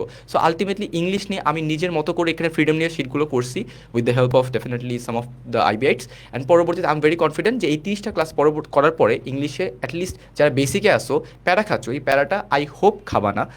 There is that. আর হচ্ছে গিয়ে ওই যে লেকচার শিট যেগুলো বললাম যে প্রথম 10 থেকে 12টা গ্রামার নির্ভর যে ক্লাসগুলো, সেখানে আমি হচ্ছে প্রত্যেকটা টপিকের পাশাপাশি মোয়াজ যেভাবে বললো যে তোমরা odd number even number percentage করার পরবর্তীতে হচ্ছে গিয়ে পাস্ট পেপার পাচ্ছ, প্র্যাকটিস কোশ্চেন পাচ্ছ, এই প্র্যাকটিস কোশ্চেনগুলোর আমি হচ্ছে গিয়ে অ্যাডভান্স রাখার ট্রাই করছি, একদম বেসিক টু অ্যাডভান্স, যাতে পরবর্তীতে ওই টপিকটা থেকে আর প্যারা খাওয়ার মতো কোশ্চেন তুমি না ফেস করো পরে গিয়ে। Alright, now we see analytical নিয়ে ক্লাসগুলো নিয়ে থাকবো আমি আর মোয়াজ। আচ্ছা, আরেকটা জিনিস হচ্ছে তোমাদের একটু অনেকে আস করতেছিল যে ভাইয়া মানে this is a BBA class, BBA একটা course, most of the classes হচ্ছে গিয়ে আমি এবং মোয়াজ কভার করে থাকবো, ডেফিনেটলি মাসুর ভাইয়া জয়নাল ভাই আমাদের গাইড করে থাকবেন, তারা তোমাদেরকে ডেফিনেটলি অনেক কিছুই কভার করে থাকবে, বাট অ্যারাউন্ড 80% to 90% ক্লাস আমরাই নিয়ে থাকবো। অলরাইট, সো অনেকেই বলতেছিল যে বিবিএ কোর্স নিয়ে হচ্ছে গিয়ে যে ভাইয়া বিবিএ কোর্সে হচ্ছে গিয়ে MBA instructor definitely they have already gotten in same প্রসিডিতে যায়, সো ইটস নট এনিথিং যে বিবিএ এমবিএ, বাট হ্যাঁ তোমাদের ডিমান্ড অনুযায়ী বিবিএ কোর্সে মোস্ট অফ দ্য ক্লাসেস আমি আর মোয়াজ কন্ডাক্ট করবো, আমাদের উপর একটু প্যারা যাবে, but I hope they will be guiding us through. And alright, analytical নিয়ে ওকে, তো আমরা চলো হলো গিয়ে ফার্স্টে দেখি আমাদের অ্যানালিটিক্যাল পার্টে কী কী জিনিস আছে। আমাদের কিন্তু অলরেডি হলো গিয়ে মাসরুর ভাই অ্যানালিটিক্যাল পাজল নিয়ে আলোচনা করছে, এর বাইরে আমাদের আসে হলো গিয়ে ডেটা সাফিসিয়েন্সি। আমি এটার তোমাদেরকে একটা খুবই সহজ এক্সাম্পল দিয়ে বোঝাই। ডেটা সাফিসিয়েন্সির মধ্যে যে প্রশ্নটা, এটা কীরকম প্রশ্ন আছে দেখো। আমি তোমাকে বললাম জাস্ট আমি তোমাকে একটা ইনফরমেশন দিলাম, a + b is equal to 8। এটা দিয়ে আমি তোমাকে জিজ্ঞেস করলাম what is the value of A and B. দেখো তো, is the information enough to calculate the value of A and B. দেখো আমার কাছে জাস্ট একটা লাইন আছে, a + b, এইটা দিয়ে কি আমি এ এর মান কত বি এর মান কত আনতে পারবো? আমি কিন্তু আনতে পারবো না। আমাকে হলো গিয়ে ডেটা সাফিসিয়েন্সি যে প্রশ্নগুলো এটাই অ্যাস্ক করে যে আমার কাছে যেই ইনফরমেশনগুলো আছে দেওয়া, ওইটা দিয়ে কি আমি এ আর বি এর ভ্যালু আনতে পারবো নাকি আনতে পারবো না। আমাকে কিন্তু এটা জিজ্ঞেস করবে না এ এর মান কত বি এর মান কত, আমাকে জিজ্ঞেস করবে এই যে ইনফরমেশনটা আমাকে দেওয়া, ওইটা দিয়ে আমি এ এর মান আনতে পারবো কিনা, বি এর মান আনতে পারবো কিনা। এখন দেখো এটার সাথে যদি আমি আরেকটা ইকুয়েশন দিয়ে দিই, a - b is equal two suppose 2। দেখো এই যে ইনফরমেশনটা আছে এখন, দেখো এই দুইটা ইনফরমেশন ইউজ করে কিন্তু আমি এ আর বি এর মান কত এই দুইটা আনতে পারবো। ঠিক আছে, সো আমি খুবই বেসিক একটা এক্সাম্পল দিলাম, বাট আমাদের যেই হলো গিয়ে ডাটা সায়েন্স যে প্র্যাকটিস প্রবলেমগুলো, এগুলো হলো গিয়ে মোরলেস এরকমই, মানে অনেক ডিফিকাল্ট জিনিসও আসবে সামনে, বাট আমরা তো আছি, আমরা তোমাদের সাথে ডিফিকাল্ট জিনিসগুলো নিয়ে আলোচনা করবো। এরপরে আসে ক্রিটিক্যাল রিজনিং, এটা নিয়ে তোমার সাথে আলাপ করবে আমার ভাই। ক্রিটিক্যাল রিজনিং অলরেডি তোমরা ফেস করছো পোটেনশিয়াল আইপ্যাড এক্সামে, দেখতে পারছো ক্রিটিক্যাল রিজনিং অতটা কঠিন না, নাম শুনে যেমন মনে হয় যে ক্রিটিক্যাল রিজনিং মনে হয় কতই না ক্রিটিক্যাল, আসলে একদমই ক্রিটিক্যাল না। এখানে এখন আজ করে যেমন মুয়াজ যে ধরনের কালারটা পরে আছে black and white, so let's say আমি বললাম ব্ল্যাক অ্যান্ড হোয়াইট পরে শুধু all the Juventus player wear black and white, and পরবর্তীতে আমি আজ করলাম মুয়াজ কি ইউভেন্টাসের ফুটবল প্লেয়ার, রাইট? এটা মোটেও অ্যান্সার হবে না, কারণ হচ্ছে গিয়ে অল দিয়ে আমি শুধুমাত্র ইউভেন্টাস প্লেয়ারের মধ্যেই আছি, বাট যদি আমি বলি only Juventus football players wear white and black, পরবর্তীতে আসলাম মুয়াজ হচ্ছে গিয়ে হোয়াইট অ্যান্ড ব্ল্যাক পরে আছে, তাহলে কি মুয়াজ কি ইউভেন্টাসের player? The answer will be yes. So একটা অল আর একটা অনলি, এইটা বুঝতে পারাই হচ্ছে ক্রিটিক্যাল রিজনিং। ডেফিনেটলি এতটা সহজ না। সো এই যে ওয়ার্ল্ডের মারপ্যাচ থাকে, সেটার জন্য তোমাকে ইংলিশে একটু কষ্ট করে ভোক্যাবুলারি এবং রিডিং হ্যাবিটটা বিল্ড করতে হবে, আর কিচ্ছু লাগবে না। ক্রিটিক্যাল রিজনিং কোনোই ক্রিটিক্যাল না, জাস্ট যে রিডিং পড়তে পারে, যে অ্যাটলিস্ট পড়ে বুঝতে পারে কি বলছে, তার জন্য মোর দ্যান এনাফ। আর ওয়ার্ডসের মারপ্যাচ, যে অল, অনলি, অলমোস্ট, এই ধরনের ওয়ার্ডগুলো, সেগুলো নিয়ে আমরা আমাদের ক্লাসে ডিসকাশন করবো। I hope that will be more than enough. Alright, moving okay, to so একজন স্টুডেন্ট লিখছে যে কোশ্চেনগুলো অনেক বড় বড় হয়, পড়তে পড়তে তো সব টাইম জন্য। হ্যাঁ, অবশ্যই 100% ট্রু। এটা যখন আমরা স্টুডেন্ট ছিলাম আমাদেরও হতো, বাট এই জন্য কিন্তু আমরা আমাদের যে প্র্যাকটিস ম্যাটেরিয়ালগুলো বলো, বা আমরা হলো গিয়ে ক্লাসে যা পড়াবো, আমরা হলো গিয়ে ধরো প্রথমে একদম হলো গিয়ে যে জিনিসগুলো একদম ইজি, ওই জিনিসগুলো দিয়ে স্টার্ট করবো। ওই জিনিসগুলো থেকে আমরা আস্তে আস্তে বেসিক থেকে অ্যাডভান্স লেভেলে যাব। সো তোমরাও যদি আমাদের সাথে সাথে একদম যেগুলো একদম বিগিনার লেভেল থেকে স্টার্ট করবো আমরা, আমাদের সাথে হলো গিয়ে আমরা তোমাদেরকে প্র্যাকটিস প্রবলেম দিয়ে দিব, তোমরা ওই জিনিসগুলো বাসায় প্র্যাকটিস করবা। দেন আস্তে আস্তে 3টা ক্লাস 4টা ক্লাস পরে দেখবা যে আর ওই রকম বেশি টাইম লাগতেছে না, তোমার হলো গিয়ে বেশি প্যারাও লাগতেছে না। ঠিক আছে, এটা হলো গিয়ে আস্তে আস্তে আমরা অবশ্যই বিগিনার লেভেল থেকে আমরা আস্তে আস্তে প্রফেশনাল লেভেলে যাব। ঠিক আছে। আচ্ছা, সো একজন আসলে ব্রাদার ওয়ান কোয়েরি, যে does SAT prep somehow overlap with IBA? Definitely SAT preparation একদমই আইবিএর সাথে ওভারল্যাপ করে। আমাদের অনেক ফ্রেন্ডই ছিল আমাদের সাথে যারা এসএটি প্রিপারেশন নেয় এবং মোর দ্যান 1500 মার্কস পায়, পরবর্তীতে হচ্ছে গিয়ে তারা দেশ ছেড়ে চলে যায়, অনেকে আইবিএতেই ছিল। সো এসএটি প্রিপারেশনটা আইবিএর সাথে রিলেট করে কীভাবে, ম্যাথ এবং অ্যানালিটিক্যালে, ম্যাথ এবং ইংলিশে, তুমি যদি ইংলিশ প্রেপ নিয়ে থাকো আইবিএর জন্য, এসএটি তুমি বিশাল হেল্প পাবা। হ্যাঁ, রিডিং কম্প্রিহেনশনগুলো একটু বেশি পড়তে হবে। সাথে সাথে তুমি যদি আইবিএর ম্যাথ কোশ্চেনগুলো করে থাকো, তাহলে তোমার জন্য লেটস সে এসএটির ম্যাথ কোশ্চেন একদমই ডিফিকাল্ট মনে হবে না, উল্টা আরও বেশি সহজ মনে হবে। আচ্ছা, তারপর অনেকের কোশ্চেন ছিল যে ভাইয়া কোশ্চেন তো অনেক বড় বড় হয়, মোয়া যেটা বললো আমি সেটা বলবো। আমার এখনও মনে আছে, আমি যখন আইবিএ প্রেপ স্টার্ট করি, আমি একটা কোশ্চেন পড়ে বুঝতেছিলাম না যে এই কোশ্চেনটা এতটাই বড় ছিল, এই কোশ্চেনে চাচ্ছে কি, এই কোশ্চেনে হচ্ছে কি, এই কোশ্চেনে আমি কি বের করবো, আমি এটাই বুঝতেছিলাম না। ইয়েস, এটা আমার জন্য না, এটা সবার জন্য হয়। It takes time. তুমি যখন আজকে একটা জিনিস স্টার্ট করবা, তুমি অবশ্যই পারফেক্ট থাকবা না। With time, after 3 months, with a lot of practice, তুমি ইভেনচুয়ালি ওই টাইম ম্যানেজমেন্টের মধ্যে পড়ে যাবা, যে বড় কোশ্চেন তোমার চোখের দেখাই তুমি বলতে পারছো আচ্ছা চাচ্ছেটা কী ভাইয়া। Definitely first day and last day কখনো সেম হবে না। We will try from our side যে তুমি ফার্স্ট ডেতে যেভাবে স্টার্ট করতে হবে, লাস্ট ডেতে গিয়ে ডেফিনেটলি আজকে অনেক বেশি আপডেট করো অ্যান্ড মোটামুটি আমাদের চেয়েও বেটার হয়ে যাও। অলরাইট। ওকে, সো লাস্ট আমি আরও 1-2টা কমেন্ট পড়ি। একজন স্টুডেন্ট লিখছে যে ভাইয়াদের মতে আইবিএ প্রিপারেশন অনেক ইজি, একদম ইজিলি না ভাই, অনেক অনেক ইজি না। আমার ইংলিশে আমি ধরো আমি স্কুল কলেজ থেকে ম্যাথ ভালো পারতাম, ম্যাথে আমার এফোর্ট দেওয়া লাগে নাই। ইংলিশে আমার দিন রাত এফোর্ট দেওয়া লাগছে। আমি মনে আছে আমি এক দিন হলো গিয়ে ভোর ভোর 4টা-5টা পর্যন্ত আমি ইংলিশ পড়ছি। এইসব জিনিস আমরা বলতে চাই না, মানে বললে আবার মনে হবে যে মানে শো অফ করতেছি কি না, এগুলো বলতে চাই না। বাট না, আইবিএ প্রেপ কখনো ইজি না। মানে তোমরা হয়তো অনেকের কাছে শুনবা একদিনে প্রিপারেশনে চান্স পাই ফেলছে, 1 সপ্তাহে প্রিপারেশন না, বাট এগুলো না। দেখো তোমাদেরকে যে বলতেছে সে 1 সপ্তাহে প্রিপারেশনে চান্স পেয়েছে, সে দেখো তার ইংলিশ বেসিক পুরা স্কুল লাইফে, সে ক্লাস 1 থেকে 10 পর্যন্ত 10 বছর সে ইংলিশটা অনেক ভালো মতো পড়ছে। তার ইংলিশ বেসিক অনেক ভালো ছিল। তার পুরা ক্লাস 1 থেকে 10 পর্যন্ত তার অঙ্কের বেসিক হলো গিয়ে অনেক ভালো ছিল। ঠিক আছে, সো আইবিএ তে চান্স পাওয়া খুব ইজি না, অনেক এফোর্ট দিতে হবে, অবশ্যই এফোর্ট দিতে হবে তোমাদের। আমি যেটা বলবো যে আইবিএতে চান্স পাওয়াটা ইজি না, এটা আমিও এগ্রি করি, ইজি না। তোমার হচ্ছে কি অ্যাকচুয়ালি যে বললাম ফার্স্ট ডেতে অনেক কিছু টাফ মনে হবে, বাট আস্তে আস্তে গিয়ে মনে হবে যে না এটা সহজ। আচ্ছা, সেখানে হচ্ছে কি তোমাকে প্র্যাকটিস করে করে এই বিল্ডটা করতে হবে, যে কনফিডেন্সটা নিজের মধ্যে নিয়ে আসা। তারপর আরেকটা কোশ্চেন আসে যে ভাইয়া আমি হচ্ছে গিয়ে মোটামুটি তো প্র্যাকটিস করে গিয়ে মাত্র দেখলাম যে অ্যাংজাইটি ফেস করতেছি। এই অ্যাংজাইটি ফেসটা বন্ধ তখনই হবে যখন তুমি এক্সাম দিবা, যখন তুমি প্র্যাকটিস করবা। যত বেশি প্র্যাকটিস করবা, হ্যাবিচুয়েটেড হয়ে যাবা, অ্যান্ড অটোমেটিক্যালি তোমার অ্যাংজাইটি লেভেলটা একটু হলেও কমে যাবে। ঠিক আছে, তো নেক্সট স্লাইডে কি আছে? অলরাইট, আইবিএ কিন্তু ইজি না বা হার্ডও না, বাট অনেক বেশি ইন্টারেস্টিং। আমি মোটামুটি 3 বছর ধরে পড়িয়ে আসতেছি। সো আমার লাস্ট যে ক্লাসগুলো হতো, সেই ক্লাসে আমি প্রত্যেকের থেকে শুনতাম যে ভাই আমরা আইবিএতে চান্স পাই কি না পাই, বাট উই লার্নড আ লট। আমরা এই পুরো প্রিপারেশনটাকে অনেক বেশি এনজয় করছি, অ্যান্ড অ্যাকচুয়ালি আমাদের থিঙ্কিং লেভেলটা, অ্যানালিটিক্যাল স্কিলটা একটু বেটার হয়ে গেছে। So it's very much interesting admission test, যেটা তুমি 7 দিনেই বুঝে যাবা যে অ্যাকচুয়ালি এনজয় করতেছো আইবিএ প্রেপটা। আমি এমন অনেককেই চিনি যারা হচ্ছে গিয়ে ম্যাথে অনেক প্যারা খায়, অ্যান্ড ম্যাথে প্যারা খেয়ে বা ইংলিশে প্যারা খেয়ে ও পাজল করতে করতে ভালো লাগে, অ্যান্ড যখন ওর মুডটা একদম নর্মাল হয়ে যায় তখন আবার ম্যাথে ব্যাক করতেছে। It's an interesting admission thing. আচ্ছা, ভোক্যাবুলারি অ্যান্ড রিটেন নিয়ে একটু কথা। আচ্ছা, আমি তোমাদের একটা কমেন্ট করেছিলাম যে আমি ভোক্যাব নিয়ে কথা বলবো, ভোক্যাবে অ্যাকচুয়ালি কী হয় না হয়। আমি একটা স্টোরি অনেক শেয়ার করি, সো অনেকেই শুনে ফেলছে হয়তো বা। আমি যখন নটরডেম কলেজে সেন্টআপ 1 এক্সাম দিই, সেন্টআপ 1 এক্সামে আমি হচ্ছে গিয়ে সিনোনিম অ্যান্টোনিম একটা কোশ্চেন আসে, সেখানে আমি আউট অফ 10 মধ্যে এনডিসিতে আমি 1 পাই, মাত্র 1। মানে আমার 10টার মধ্যে 9টার শব্দ আমি কখনো আমার লাইফে দেখিই নাই। এটা আমার কলেজের কাহিনী।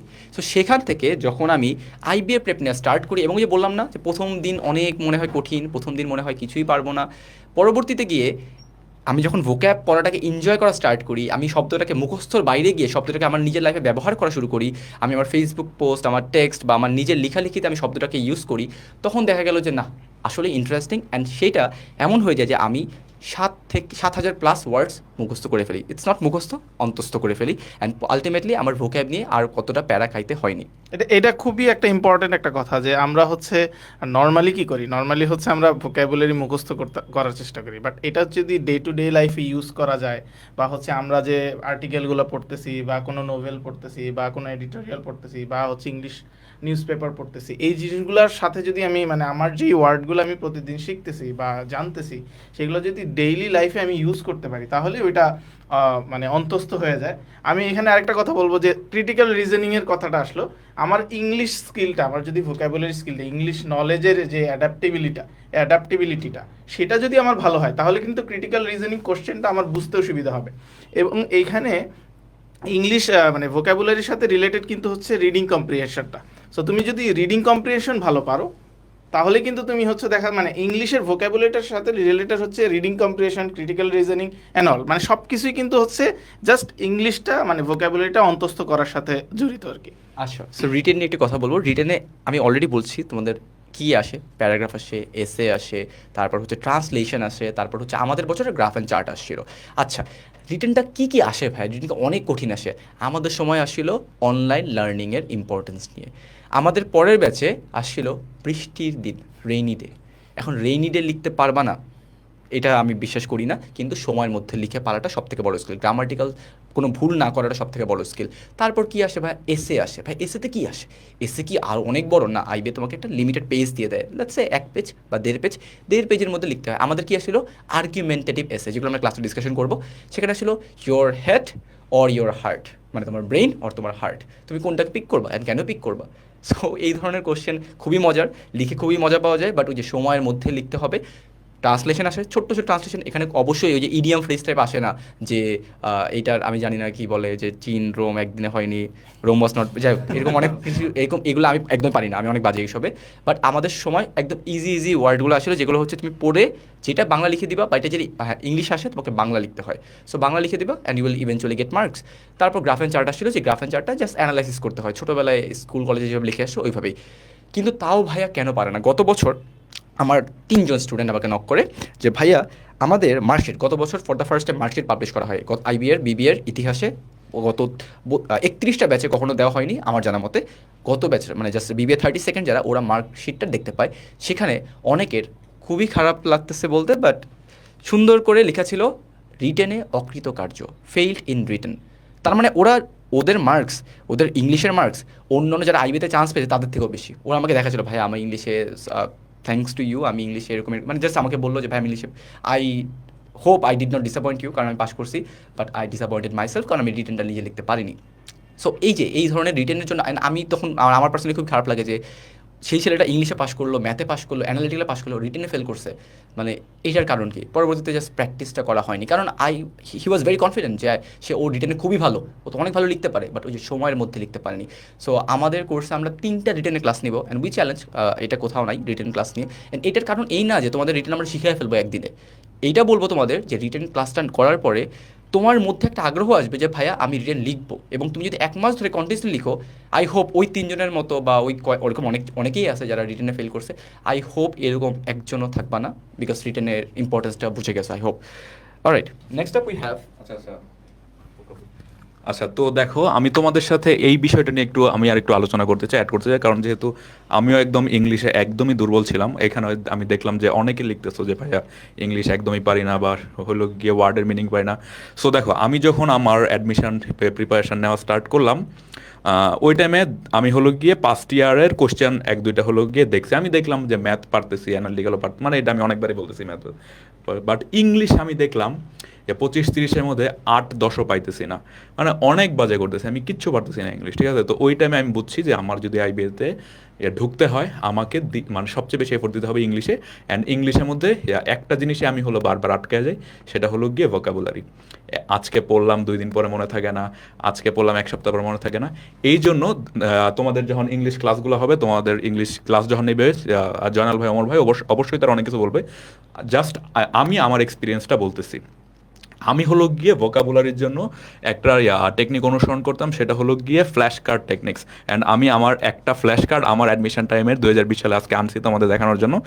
দেখো আমার ফ্ল্যাশ কার্ডগুলো হলো এই যে দেখো একটা এরকম এরকম একটা, তোমরা দেখতে পাচ্ছ কি না জানি না, এই যে দেখো এইখানে হলো গিয়ে এই পৃষ্ঠাতে হলো গিয়ে ইংলিশটা লেখা, আর এটার হলো গিয়ে এইদিকে যে উল্টা সাইড এখানে হলো গিয়ে বাংলা মিনিংটা লেখা।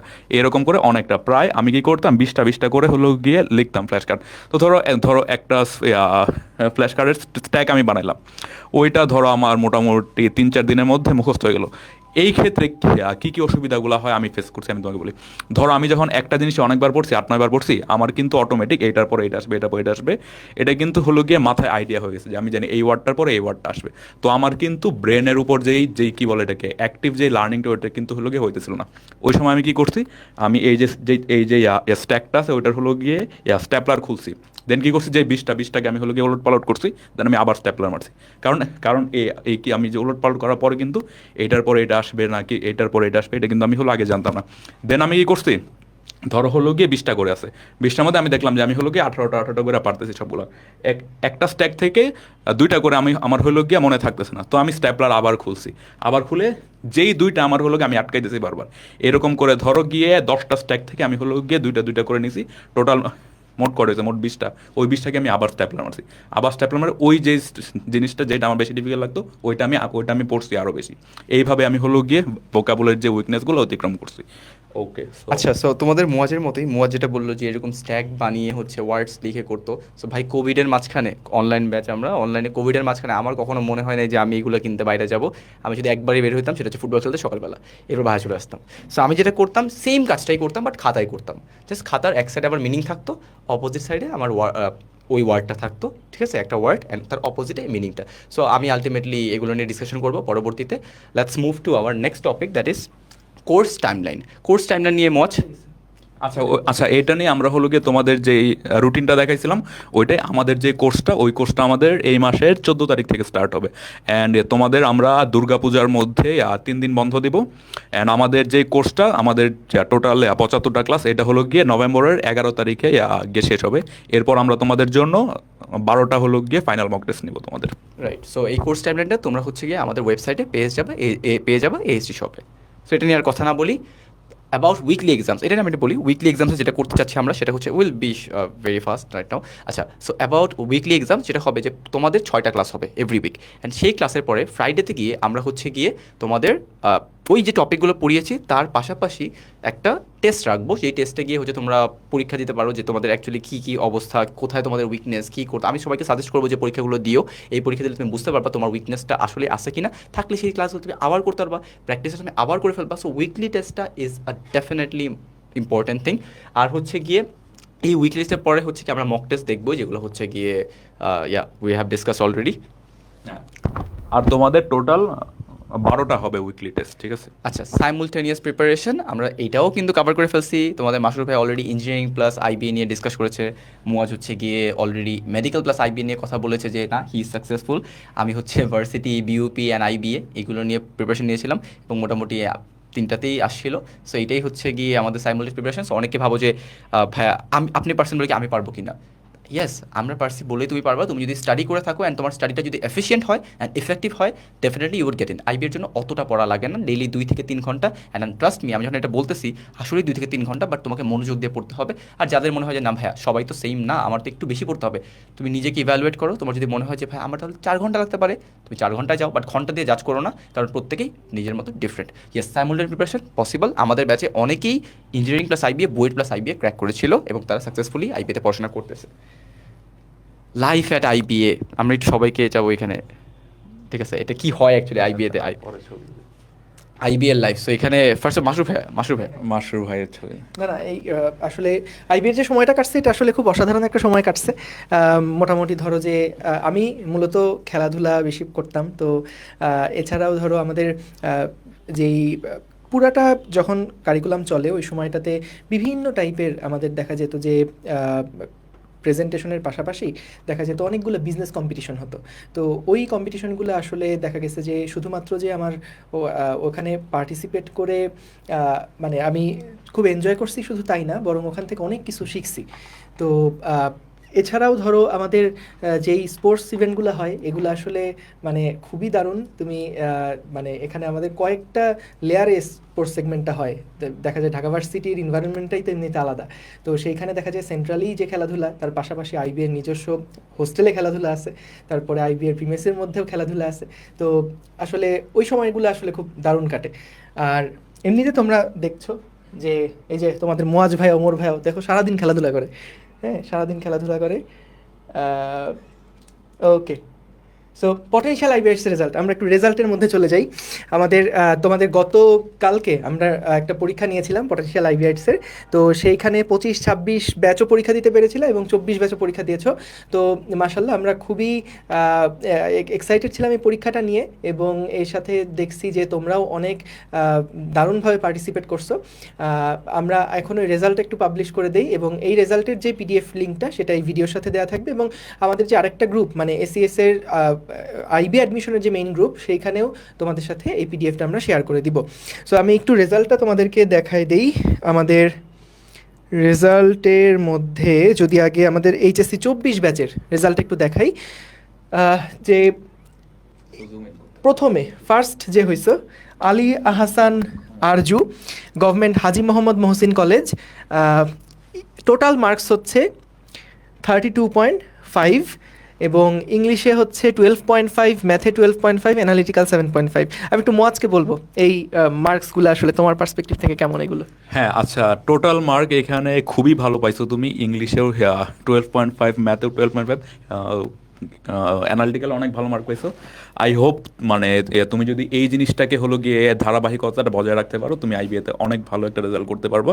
And this for every one, for rank 1 to 10 and I will say from rank 1 to 20-র মধ্যে যারা আসো, খুবই ভালো রেজাল্ট ভাইয়া। ধরো এখন তোমরা যে অবস্থায়, আমি যদি ওই অবস্থায় আমি যখন ছিলাম এই পরীক্ষাটা যদি আমি দিতাম, আমি 8-10-এর বেশি পাইতাম না অনেস্টলি। তো তোমরা যারা এই রেজাল্টটা করছো অনেক ভালো করছো। আর এইখানেও আমি একটু বলতে চাই, মার্কশিট এক্সেলটা আমি বানাইছি। সো এইখানে আমি তোমাদের একটা জিনিস হলো গিয়ে দেখাইতে চাই, পাসিং বারের যে জিনিসটা এটা হলো গিয়ে দেখাইতে চাই আমি একটু। আরেকটু জুম না না না ভাই, আরেকটু জুম ইন করতে হবে এখানে। হ্যাঁ হ্যাঁ, তো ধরো এইখানে হলো গিয়ে টোটাল, হ্যাঁ হ্যাঁ এই যে সো দেখো এইখানে যাদেরটা হলো গিয়ে সাদা আছে পুরাটা, তারা হলো গিয়ে পাসিং বারটা অতিক্রম করছো, ঠিক আছে। এই জিনিসটাও হলো আমি এক্সেলে অনেকবার ইনপুট দিয়ে বের করছি। আমরা টোটাল 120 জনকে এখানে পাস করাইছি, ঠিক আছে। টোটাল 120 জনকে পাস করাইছি। অ্যান্ড পাসিং বারটাও তোমরা হলো গিয়ে শিটটা যদি হলো গিয়ে দেখো অ্যানালাইজ করো, তোমরা হলো গিয়ে বুঝবা পাসিং বারটা কি। ধরো এইখানে যে অংশগুলো হলো গিয়ে লাল, তোমার পরীক্ষার এই বিষয়টাতে পাস আসে নাই, ঠিক আছে। তো ধরো আমি একটা জিনিস তোমাদের সাথে আলোচনা করতে, ধরো এই যে এইখানে যে হলো গিয়ে লাস্ট আমাদের যে ছেলেটা হলো গিয়ে পাস করতে, তার মার্ক হলো 18.75। দেখো 18.75। এরপরে যে ছেলেটা, ওর মার্ক কিন্তু হলো গিয়ে 28.75। দেখো যে হলো গিয়ে লাস্ট পাস করছে ওর মার্ক 18. ওর মার্ক হলো 18। এরপরে যে ওর মার্ক হলো 28, বাট ও কিন্তু আমাদের হলো গিয়ে পাস করার যে লিস্টে ওইটাতে আসে নাই। দেখো ওর মার্ক হলো গিয়ে ম্যাথে হলো গিয়ে 12.5, ইংলিশেও 12.5, বাট ও একটা জায়গাতে গিয়ে মার্ক পাইছে একটু কম। সে হলো গিয়ে অ্যানালিটিক্যালে মার্ক পাইছে এই যে 3.5 পাইছে। এই কারণে কিন্তু তার হলো গিয়ে যে তার যে নামটা, সেটা কিন্তু টপ 120 জনের মধ্যে আমরা আনতে পারি নাই। এটা কিন্তু তোমার আইবি এক্সামেও আসবে না। আইবি এক্সামে কিন্তু তোমার ইন্ডিভিজুয়ালি পাস করে দেবে। দেখো তুমি এই যে এখানে যে লাস্ট তার মার্ক হলো 18.75, এরপরে যে তার মার্ক হলো 28.75, 27 অনেকে আসে, কিন্তু প্রত্যেকেরই একটা সাবজেক্টের মধ্যে মার্ক কম। সো এই জিনিসটাই যাতে তোমরা উপলব্ধি করতে পারো, এটা কিন্তু আমাদের পটেনশিয়াল আইবিএস এক্সামের আরও একটা অনেক বড় উদ্দেশ্য, ঠিক আছে ভাই। মাসুর ভাই, তো এটা তো গেল এইচএসসি 24 ব্যাচের রেজাল্ট। আমরা এইচএসসি 25-26 তোমরাও পরীক্ষা দিছো এবং মাশাল্লাহ তোমাদের রেজাল্ট ওখানে এই যে দেখো 30.5 পাইছে তাহসিন রাইয়ান রাজুকুত্তরা মডেল কলেজ, অপারের কলেজ। তারপরে খুবই ভালো mark, খুবই জাওয়াদ শারিয়ার জিসান 30 পাইছো। সো এগুলা 40 এর মধ্যে পরীক্ষা না ছিল। না 40 40-এর মধ্যে পরীক্ষা ছিল। সো আমরা কিন্তু একটা সংক্ষিপ্ত ভার্সনে পরীক্ষা নিছি। মানে এমনিতে যখন তুমি মেইন পরীক্ষা দিবা তখন কিন্তু 30টা ইংলিশ, 30টা ম্যাথ, 15টা অ্যানালিটিক্যাল, এভাবে 75 মার্ক থাকবে। তো আমরা খুব যেহেতু অনলাইনে পরীক্ষা এবং তোমরা অনেকেই এই প্রশ্ন প্যাটার্নের সাথে পরিচিত না, সে কারণে প্রশ্নগুলো আসলে কেমন হয়, ম্যাথের প্রশ্ন কেমন হয়, ইংলিশের প্রশ্ন কেমন হয়, সেগুলোর জন্যই খুবই ছোট পরিসরে পরীক্ষাটা নেওয়া হয়েছে। তো সেইখানেও যারা এত ভালো রেজাল্ট করছো মাশাল্লাহ, আসলে তোমরা যদি আসলে প্রিপারেশন এখন থেকে চালায় যেতে পারো তাহলে ইনশাল্লাহ আশা করা যায় তোমাদের জন্য খুব ভালো সম্ভাবনা আছে। হ্যাঁ, তো এই যে দেখো এই লিস্টটা হলো এইচএসসি 25-26, 25-26 এখনো কিন্তু তোমাদের সামনে 1 বছর 2 বছর টাইম আছে। তোমরা এই অবস্থাতে তোমরা কিন্তু অনেক ভালো পাইছো, 29-30 করে পাইছো। তো তোমরা যদি 1-2 বছর অল্প করেও পড়ো তোমরা কিন্তু আইবিএতে একটা ভালো রেজাল্ট করতে পারবা। ওকে, সো এই ছিল আমাদের হচ্ছে মেইন যেই ওরিয়েন্টেশন ক্লাস। আমরা ইনশাল্লাহ লাইভ ক্লাসটা শুরু করছি 12 তারিখ থেকে, না 14 তারিখ থেকে লাইভ ক্লাস, 14 তারিখ থেকে শুরু করছি। সো 14 তারিখ থেকে ইনশাল্লাহ লাইভ ক্লাস তোমাদের সবার সাথে দেখা হবে। আর তোমাদের যাবতীয় যা ম্যাটেরিয়াল সাপোর্ট দরকার সেগুলো সব কিছুই কিন্তু আমরা তোমাদেরকে অনলাইন কোর্সের মধ্যেই প্রোভাইড করে ফেলবো। সো ইনশাল্লাহ যদি ঠিকঠাক মতন গাইডলাইন মেনে পড়াশোনা করে যেতে পারো তাহলে আশা করি আমরা তোমার যেই স্বপ্ন সেই স্বপ্নের একটা কন্ট্রিবিউটর হইতে পারবো। সো অসংখ্য ধন্যবাদ সবাইকে, দেখা হবে ইনশাল্লাহ নেক্সট ক্লাসে। নেক্সট ক্লাস মানে ফার্স্ট ক্লাসে। আসসালামু আলাইকুম, আল্লাহ হাফেজ। আসসালামু আলাইকুম।